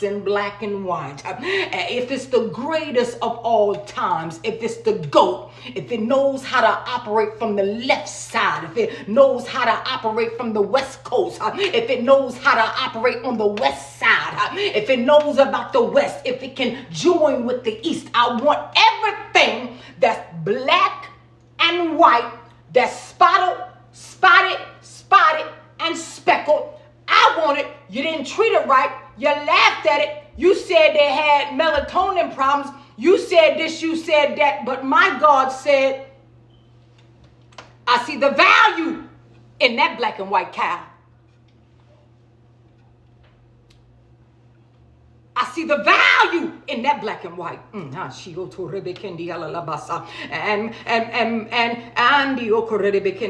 So I want the greatest of all time. I want the dark colored lambs. I know you call them the black sheep of the family. You called them the black sheep of the church. You said they didn't have no value, and you said they didn't have no worth. You just said they didn't look like all of the other little white lambs and all the little beautiful little lambs. You tried to call me a black sheep, didn't you? You tried to call me a black sheep. But my Bible tells me that his hair was like lamb's wool. His feet was like furnished brass. His face shined about like the sun. And around his waist was a sash of gold, and out of his mouth flowed a two-edged sword. He's the biggest and the greatest black sheep of all black sheep, the Lion of the tribe of Judah. Whatever you want to call him, I want that bloodline. Give me that bloodline, that bloodline, that bloodline, that bloodline. All that bloodline, I want that bloodline. All of the black ones, give it to me. They don't like it, but it's all the way right.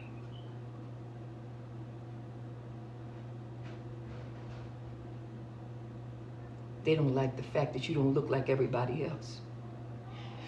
You don't act like everybody else. And you got some spots from your past. You got some issues and some proclivities and some problems from your past.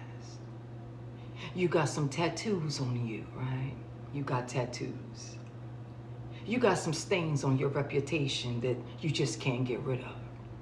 You have some struggles with your flesh, and you begged for God and prayed to God every day, night and day. Whatever you do, take this thorn away from me. Take this mark away from me, so they can't associate that with me no more. Not that mark, please. Oh, not that mark. Wait, I think I got a blemish underneath the makeup too. Can you remove that mark? Oh, wait. I got one right there. Please, the marks. Don't want them on me. Because these marks give me an identity, and they keep pointing out my marks, and they trying to look past who I am, and they keep saying, that's a mark, that's a blemish, that's a spot. I know they said that God is coming back for a church, I'm not without a spot and a blemish, but God, can you see me before the blood hits? Can you see me and still have mercy on me? Can you still see me and say, Hail Mary, full of grace, blessed art thou amongst women, and blessed be the fruit of thy womb, Jesus? Can you still see me for who I am, my worth and my value, although I got these problems? I'm not like them. I know they're the best, they're the best, they're the great. But God, that problem, don't got all the money I need. I got a little attitude problem sometime. If they push me again, because I'm at age 50, and I ain't gonna hold back what the hell I got to say, I'm gonna cuss them niggas out. That's part of the adjustment to my cerebral cortex in my frontal lobe. Now I cuss a nigga out because I ain't got patience for your fake stuff no more. I'm about tired of that. So I'm gonna go, you gonna go there with me, I'm gonna go there with you. The only thing about me and you be drunk to do it. I'm straight up sober. It don't need nobody pills to do it. I will tell you about yourself to your face, straight gangster mode, call it whatever you want to. I'm tired and I'm sick and tired of all these people playing games with me. So if these spots and these blemishes is making that bishop say this about me and that pastor say that about me, fine. The whole deck of cards ain't nothing but a fluke anyway. Last time I checked, they was missing the king and the queen in that stack. Partners. Verse 33.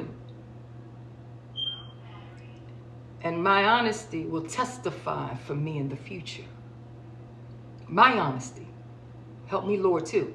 My honesty will testify for me in the future.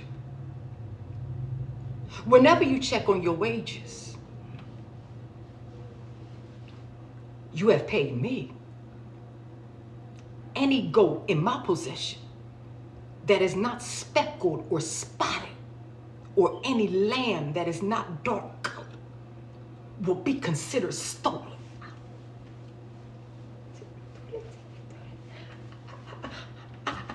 See, the reason why I'm so excited, I don't care, I look a mess again. The reason why I'm so excited today is because this wasn't planned and this wasn't orchestrated. I didn't plan to go into this message. I swear to God, I didn't. I didn't plan to be wearing black and white like this. I didn't plan out my day. I just had a dream last night. I just got up and I just walked and I just lived and I just did and I just do and I just done everything that God tells me to do. And then it all makes sense. That it all worked out. Hey!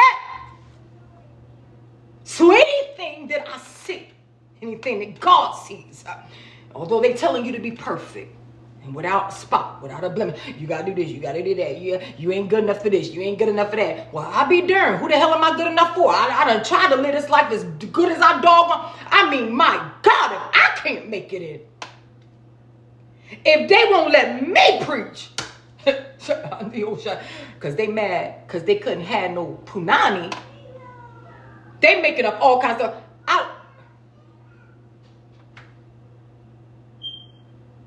If I was a hypocrite, I would tell you I was a hypocrite. My convictions based on what God has done for me alone would make me tell y'all I'm a hypocrite. I always tell y'all, that's why a nigga don't play with me. If I had sex last night, I'm gonna come on here and tell y'all I had sex last night. Because I'm not gonna do that to y'all. In the moment that I fall from grace, the moment that I fall, I will come on here and tell you it wasn't a fall, it was a land. But I gotta make it like a fall because I need to be able to recover. Because a righteous man falls 7 times and yet the Lord get him up. So even though I could land on it, wait, I better fall on it. Baby, I'm DBO. God, don't let me be so strong. And this got to be a fall. For the spiritual people, you understand. Nope. This got to be a fall. Slip, fall. Because I can't land on it because this level of grace don't go for people who choose to land. I got to fall in love. I got to be in love. I got to be weak like any other woman. I got to be weak like any other man. So I need you to back up off me a little bit, God, so I can get my groove on, so it can be a fall. Half these niggas, they ain't done fail. That was not a fall. That was not a fall. You make a mistake and fall in love with people. That's why it's called falling in love. You fail. I didn't mean to walk into the office and fall in love with you. I didn't mean to go into the Barnes and Noble store and fall in love with you. I didn't mean to talk to you on the phone. We talking. Hey. What? Yeah?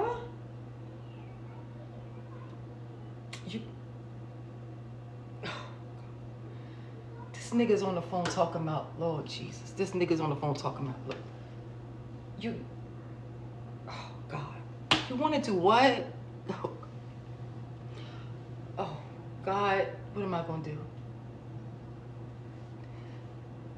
Oh, God. Yes.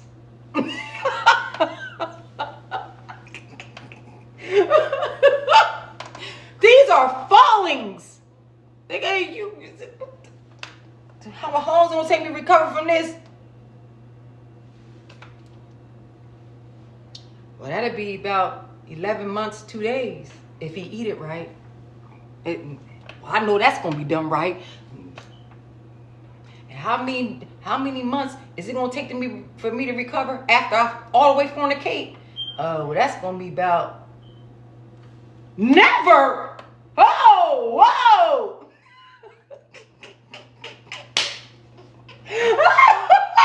Because when a nigga put it down, a nigga put it down. If a nigga put it down on you and it's too good, I promise you ain't no recovery for that.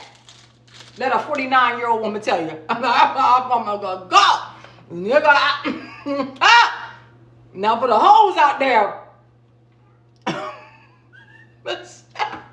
Now for the hoes out there, I don't think they got recovery times. They recover the next night.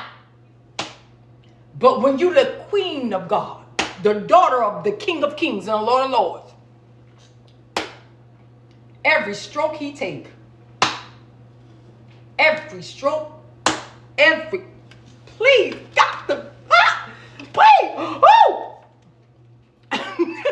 I'm sorry, y'all, but I'm being honest. A lot of them other preachers need to be honest too.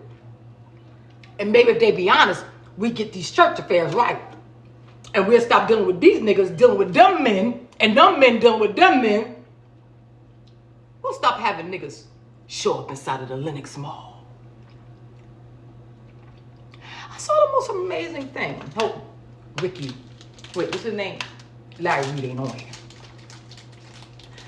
Larry Reed, should the prophet talk to you? I know you into all that strange stuff.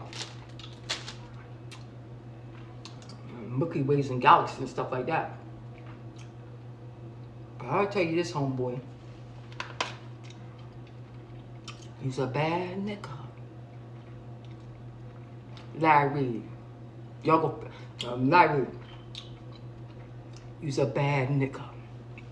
To make a nigga come find you on Lenox Mall. Ha! Oh, mistake!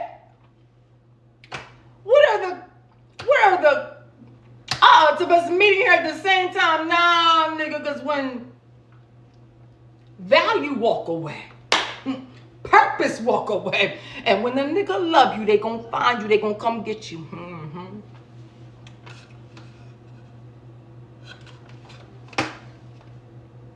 Oh. So Larry Reed in the mall, mind his own business, and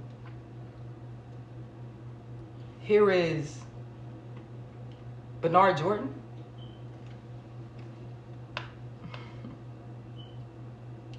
I love the game. I love to play the game. I like the game. And game recognize game.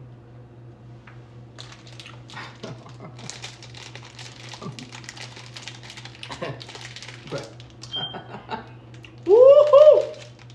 I'm sure. Woo! Let me woo! Woo! I ain't gonna say nothing. Mind my own business. She's a bad nigga. Bad nigga. That's all I'm gonna say. That's all I'm gonna say.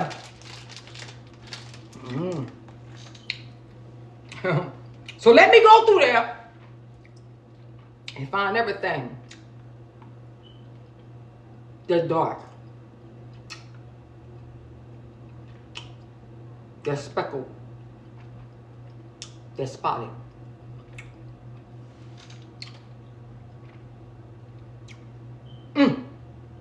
So this is what Laban says. Agreed.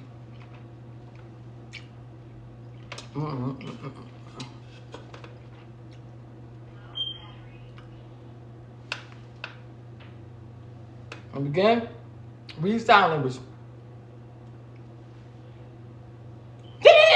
Run, Forrest!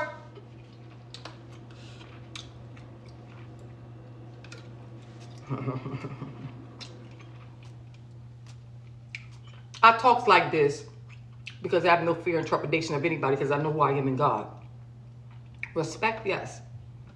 But I am top tier. I'm sorry.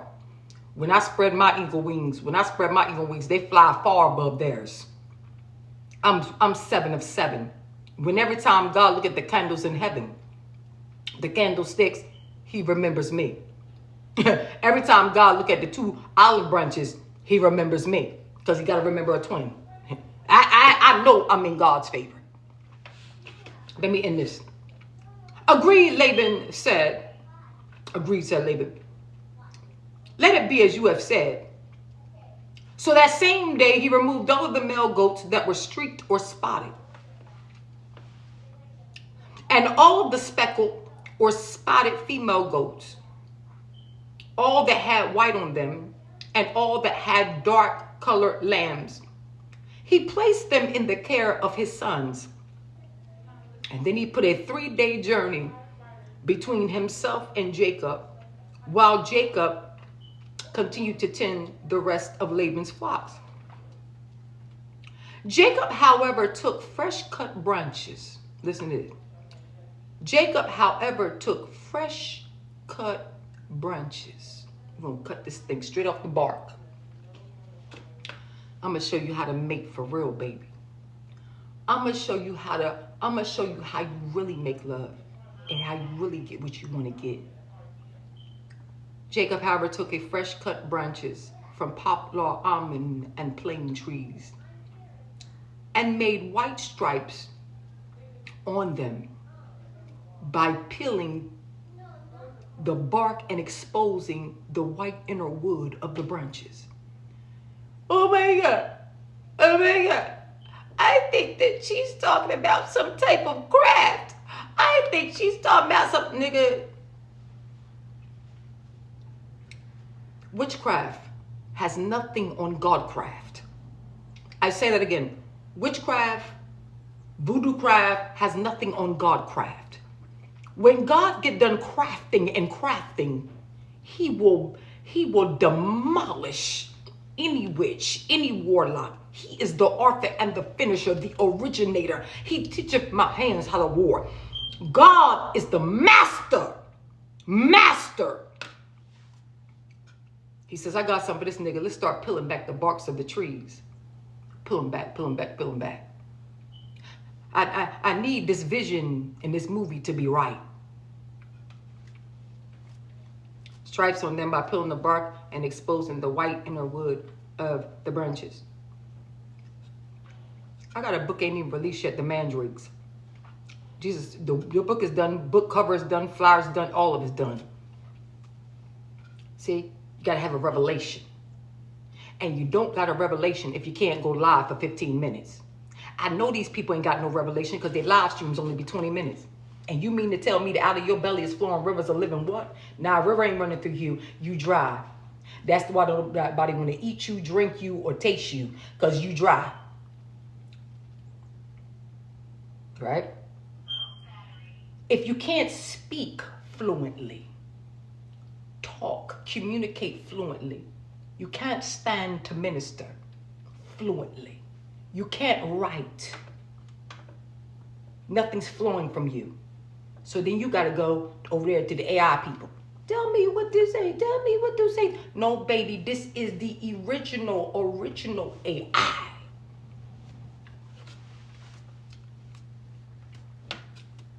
You got to be so cute so even your crazy is cute. Your weird is cute. Your black and your white is cute. That's side note.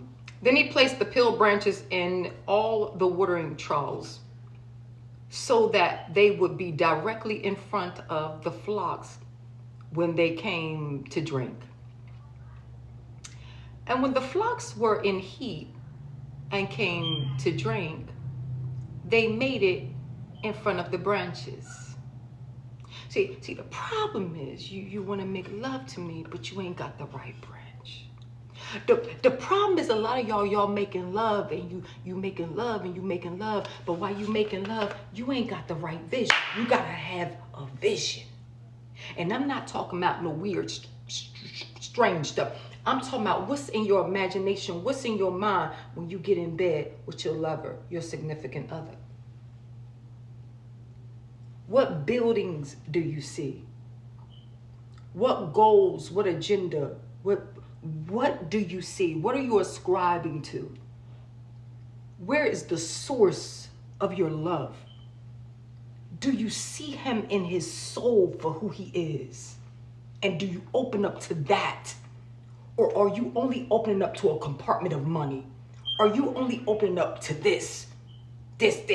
Or have you ever in your life ever made love to the soul of that man? The soul of that woman. It's when you let everything go. Everything. You empty yourself of everything. You ain't worrying about no birth control, no earth control, no worth control. You let go of everything. Tears flow down your eye because you can't help but to cry. Because it got to be real. Then out of your breeding, out of your copulation, out of you coming together, you producing the spirit and you producing the physical. And that gift is not given to the whores. Because you got to be consecrated I didn't say you got to be all holy or holy to now, but you got to be consecrated to see into the man. And you got to be consecrated to see into the woman. And when the flocks were in heat and came to drink, they made it in front of the branches. And they bore young that were streaked and speckled or spotted. Jacob set apart the young of the flock by themselves, but made the rest face the streak and dark-colored animals that belonged to Laban. Thus he made separate flocks for himself and did not put them with Laban's animals.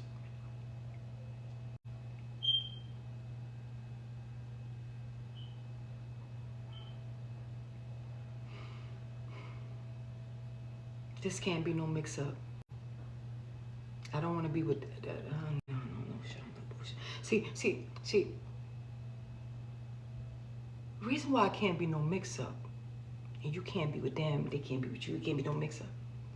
Because then people try to claim other people's property. Then people try to claim other people's stuff. See, and with them trying to claim other people's stuff, you'll probably be one of the things they try to claim. See? That's why you got to put distance between you and them. One day ain't long enough. 2 days ain't long enough. It got to be 3 days. See? Times of conception. Times of conception. No. It ain't your baby. It's not your baby. You don't got to worry. You don't got to worry. I didn't talk to you. I didn't speak to you. I didn't hold a conversation with you. You didn't enter me, and I didn't enter you. You didn't do anything for me. I didn't do anything for you. It's not your baby. No, we don't need to call Jerry Springer. We don't need to call Maury Povich. We don't need to call none of them. You are not the father. I've not seen you in 3 days. I've not seen you in 2 days. I've not seen you in 1 day. See, the reason why there has to be a great separation between you and who God doesn't want to be the father is because coming together within those 3 days, mine could have bred with yours and yours could have bred with mine. In one of my other dreams last night, I saw a man, my hand to the God that I serve. I am the seer, the prophet. He's sitting there in the living room. I see a baby. A girl is holding a baby. I see the girl has nothing on underneath her hair. And they're over there just hugged up like, what the, like, he got easy access to the punani. Like, I'm looking. Then I see these 2 little girls right there, like these 2 small little funny looking little girls. Like they were like part alien or something, but they wasn't. They was like little girls with real good hair. Looked at them. I look at them and say, and who is these women? What is this? What is all this going on in this room? One little girl comes to me and goes like this to my belly. She's like, Dad, oh, everything okay?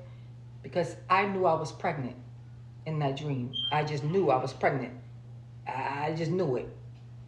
And so at first the little girl was having a little problem with me, but then she didn't have a problem with me because she accepted me. And then she came like and just say, okay, everything's all right. Little girl, look, she had to be like 9 years old. And then I looked, saw this person pull up in hot pink from this side, pulled up in hot pink, got out the car. It looked like a van, actually. First time here. Oh, hi everybody, hi. Just let me finish seeing my vision. She pulled up in hot pink representing, I guess she was, I don't know if she was heated. I don't know. I know I had on hot pink yesterday, but I don't know if she pulled up. That wasn't me. But, so boom, boom, boom, boom, boom. Boom, boom, get out the way.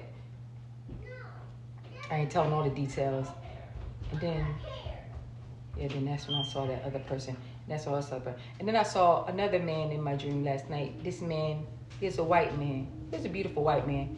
And he was sitting like in the back of a church. And I was like in the back of the church, but I wasn't focusing on the front of the church. And I seen the white man come to me and he said, here, I'm a cop. I said, but don't tell nobody, nobody know. I said, you a cop? He said, shh. He was like doing like that. So when he told me he is a cop, and nigga, none of y'all shut up about Siko Rianda. He said, and yeah, don't say anything. And I could see his white face. And I said, oh, you're an angel. Angels in the house of God. See, but sometimes you see cops in dreams. It's not really a cop, it's an angel. They are law enforcement. They enforce the law. They do what they're called to do. They're called to impede, to deal with, to help, to protect, to guard, defend. And so that's why you see them. And he gave me something to help me. And I was like, thank you. And I looked around. And this other woman was like on this side. She really almost figured out who he was. But she couldn't really figure it out. I gotta go. Verse 42.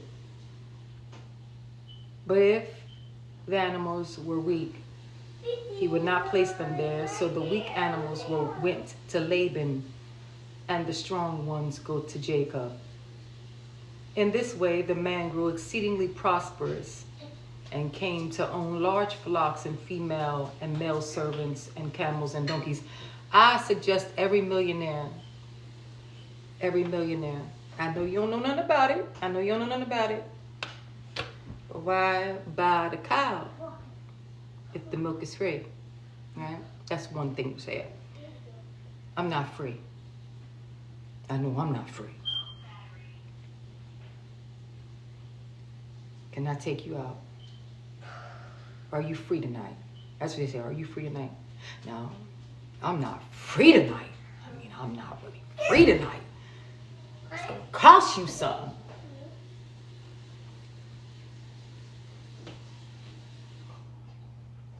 But you need to go into agriculture. Livestock. Now, I don't know nothing about riding coyotes either. I don't know nothing. When I lived in Texas, I seen a whole lot of coyotes. I mean, big, huge ones. This tall. My daughter right there, she could tell you too. Look at about window, I'm like, oh my God, that's a big old dog. No, they's like, no, them coyotes. They look small from a distance. Pull up close, they huge. I don't know anything about let me ride the rodeo. I don't know about that. I don't know about let me whip.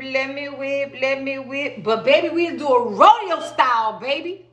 Now, I'm willing to be out there with the herds, bringing the cows in, because what's coming, you at least want to be able to have one heifer, 2 heifers, some goats, a few lambs, if you can afford them. Be a big dog.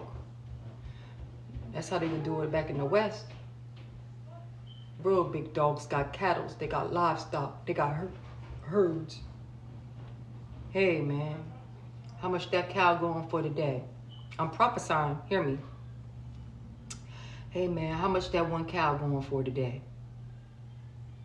$19,024. $19,024. What the heck does it mean? Well, you got a lot of ribs in it, you got some steak, you got some, make some beef out of it.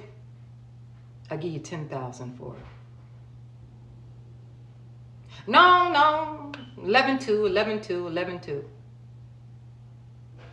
So they pay you $11,200.19 with tax for the one cow that was birthed from the other cow. And if you got 1,000 of them, well, you make it add up. Because a day and time and a time of day is coming.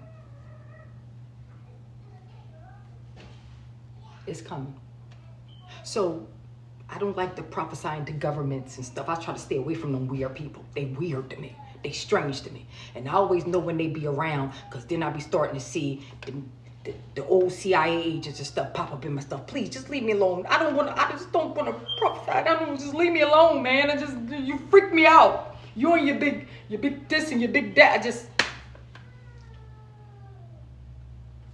But, so they need to, and they will start to, as old as they are, even on Capitol Hill, buy up lands that are left.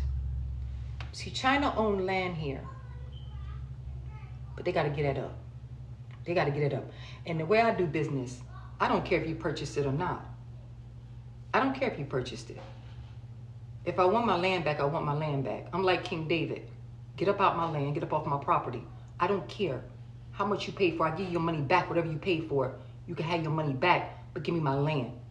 Because this land got to go to the cattle that I'm about to be breeding. The chickens and all the stuff I need, all out there in the Midwest. North Dakota, South Dakota, Wyoming. North Dakota, South Dakota, Wyoming. Missouri. Not Oklahoma too much. So, this land has to be occupied by residents of the United States of America and to the republic for which it stands, one nation under God with liberty and justice for all. My country, 'tis of thee. Land of my brother's pride, land of my children's pride, whatever you, that.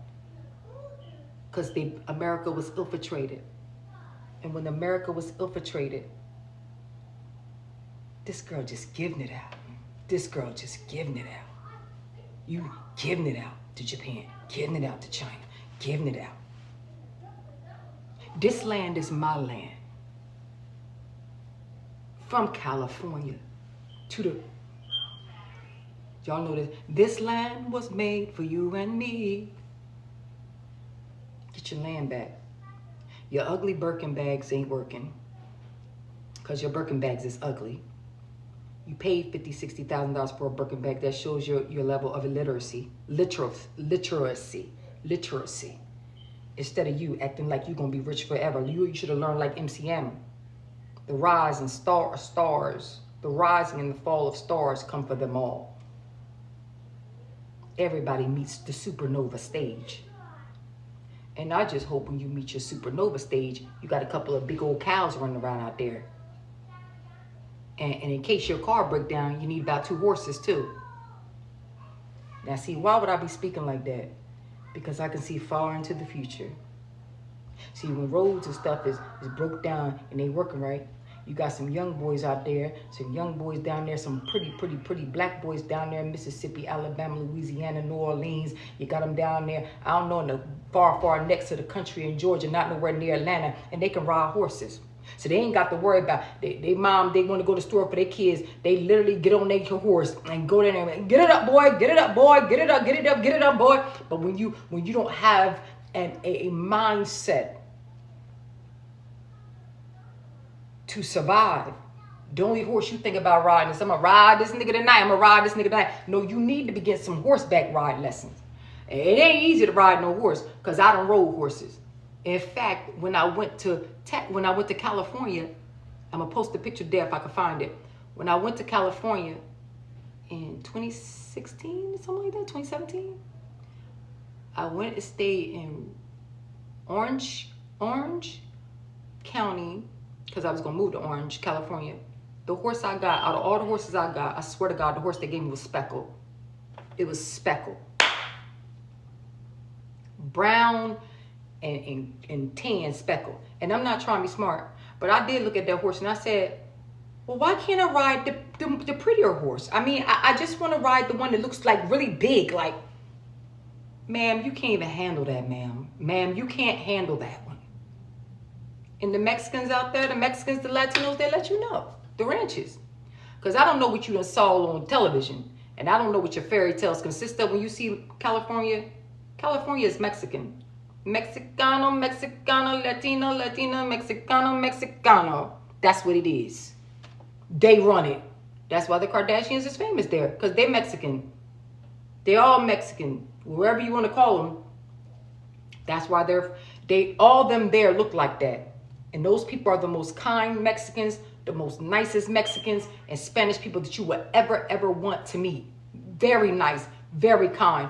Every place I went to, When I just was out there, they treated me so nice. They treated me so kind. And when I say there's on East Coast, there's like this, on East Coast, it's like this hostile, like, it's like this. No matter if you live in like how I live, it's just like this hostile, horrible, ratchet, like demonic presence, like all on the East Coast. Like, but when you go to the West Coast, it is angelic. Listen, I had not 1 ounce of fear, anxiety, none of that in California. I guess that's just where I belonged at, because I didn't feel none of that. Go out to the water, walking up the streets, go here, go there. Just beautiful, absolutely beautiful and peaceful. Yeah. Walk around the neighborhoods, you ain't got none of that. Everybody you see is Mexican. Everybody you see is Latino. Now, I'm not trying to be smart or nothing, but that's what it is.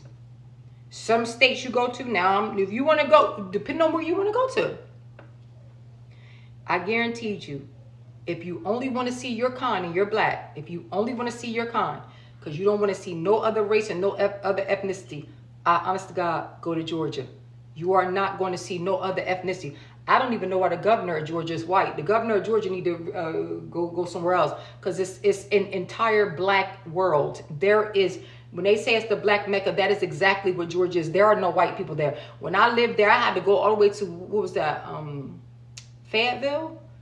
All the way past Old National, going all the way down past where Rick Ross' house is now, but it was the other man's house first, and go past his house, go all the way down till you're not on Old National no more, and then you go all the way down like 20 minutes, make that right, and then you go into the next land, and then you'll see some white people, and that is far and in between. You are not seeing white people in Georgia, period. And that was in 2011 to 2013, so I already know that ain't no white people there now.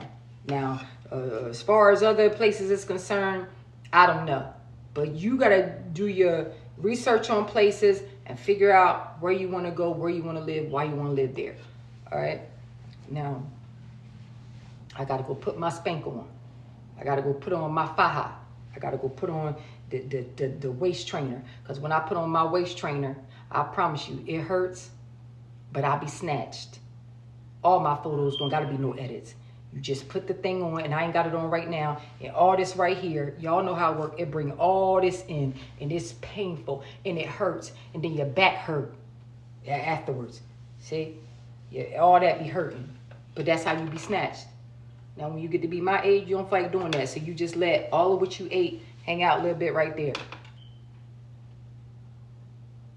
All hearts and minds are clear. I pray that you have been enlightened, that you have been encouraged, that you have been informed, entertained, and delivered. And most of all, I pray that you know the difference between love and resentment and love and hate. All clear. Michelle, all clear. Because there's a lot of stuff going on. You got to have true discernment. You really, really got to have true discernment. Because when you're this close to what's real, what's fake is this close too. When you're this close to what's real, what's fake is that close too. And the only way you can decipher or discern in a day and time like this, to recognize who the fake one is,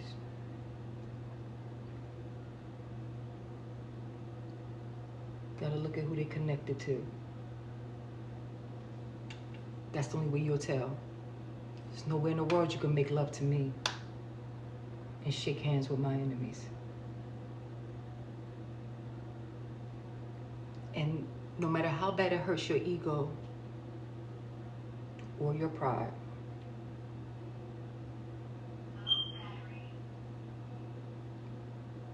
a man that tells you or told you that they love another woman more than you, believe what they say. And actions, they do speak louder than words. Now, you might have to cry a little bit. You might have to feel what you got to feel. And you don't know why he might love her, or why she might love that man more than she loved you. But there are certain things, certain transactions that have taken place during the course of time in people's lives. And the memory is there. The first time of this is there. This is there. This is there. And when it came to Cain and Abel in my closing, God asked Cain the question.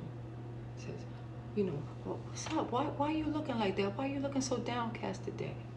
Or why is your countenance fallen? In another scripture, it talks about Jacob says to his wife before he makes the decision to move and to leave, he says, look at how your father looks at me now. He doesn't look at me the same no more. Look at his countenance towards me. He looks evil as hell every time he look at me. He got a jealous eye when he look at me. Look how evil he looking at me. That will have to be found in Genesis 29, about 29, 24. So look how your father looking at me. I'm getting the hell up out of here. I'm rolling out, baby.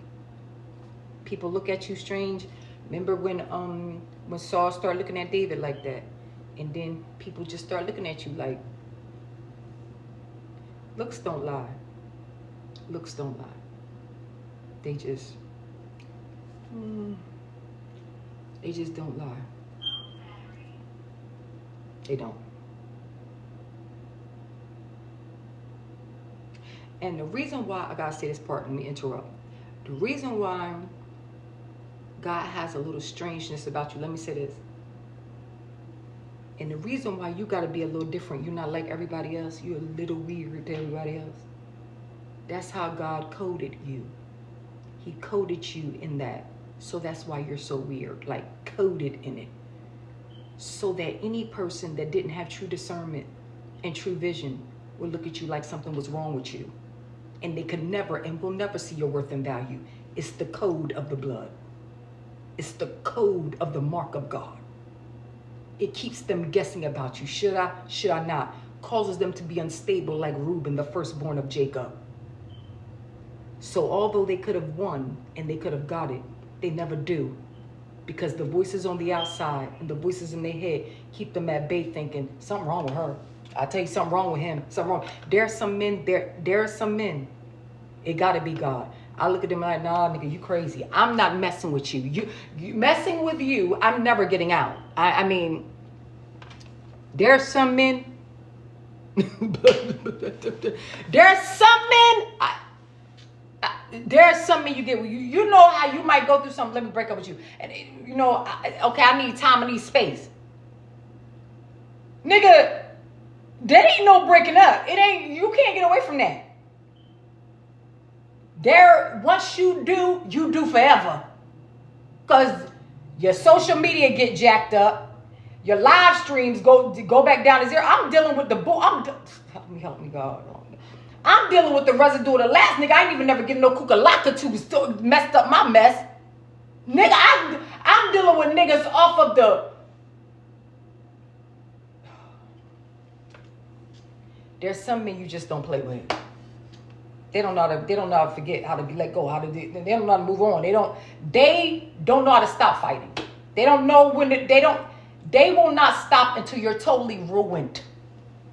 Like they want to ruin you.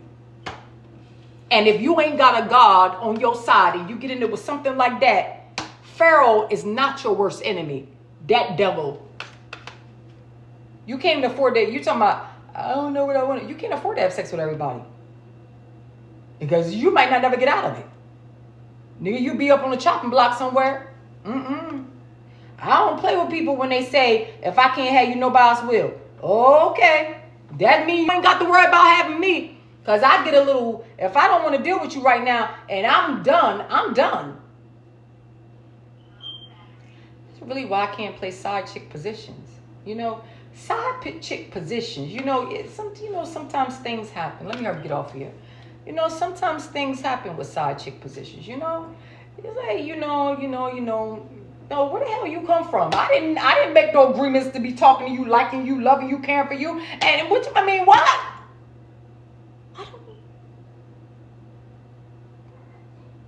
I can't do side chick positions. Side chick positions mean you don't get to talk to your man when you want to. Side chick positions mean they got to ask permission to go somewhere. Side chick positions mean that they got to make up stuff. The wife be calling and cussing them out, going off on them. The girlfriends be calling, cussing them out, telling them they got to make up stuff. I make it, nigga. No. I am wife material only. Because I don't want to be waiting.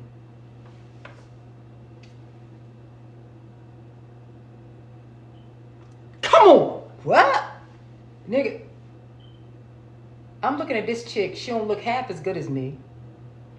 She ain't anointed. She ain't. And I'm not happy. And you happy. And you get to have me. And I am every bishop's dream in America. Nigga, hell to the no. Keep your, don't make me cuss. Don't make me start cussing. Because y'all gonna be like, oh my God, the woman of God cussing. Yeah, so did the Apostle Peter. So did the Apostle Peter. And I wish.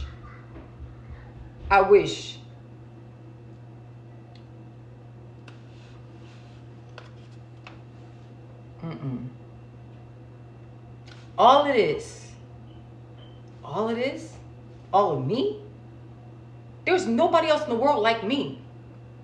I just got married this nigga right here. Let me call him up. Right now. Because you better not play with me, nigga. The next time you ever go online and you ever tell that hoe you love her, I'm going to punch you in your face, nigga. You know who you is. You know I'm talking to. You love her?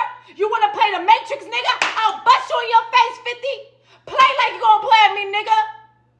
You mad at me? You want to act like you love Vivica? Play with me.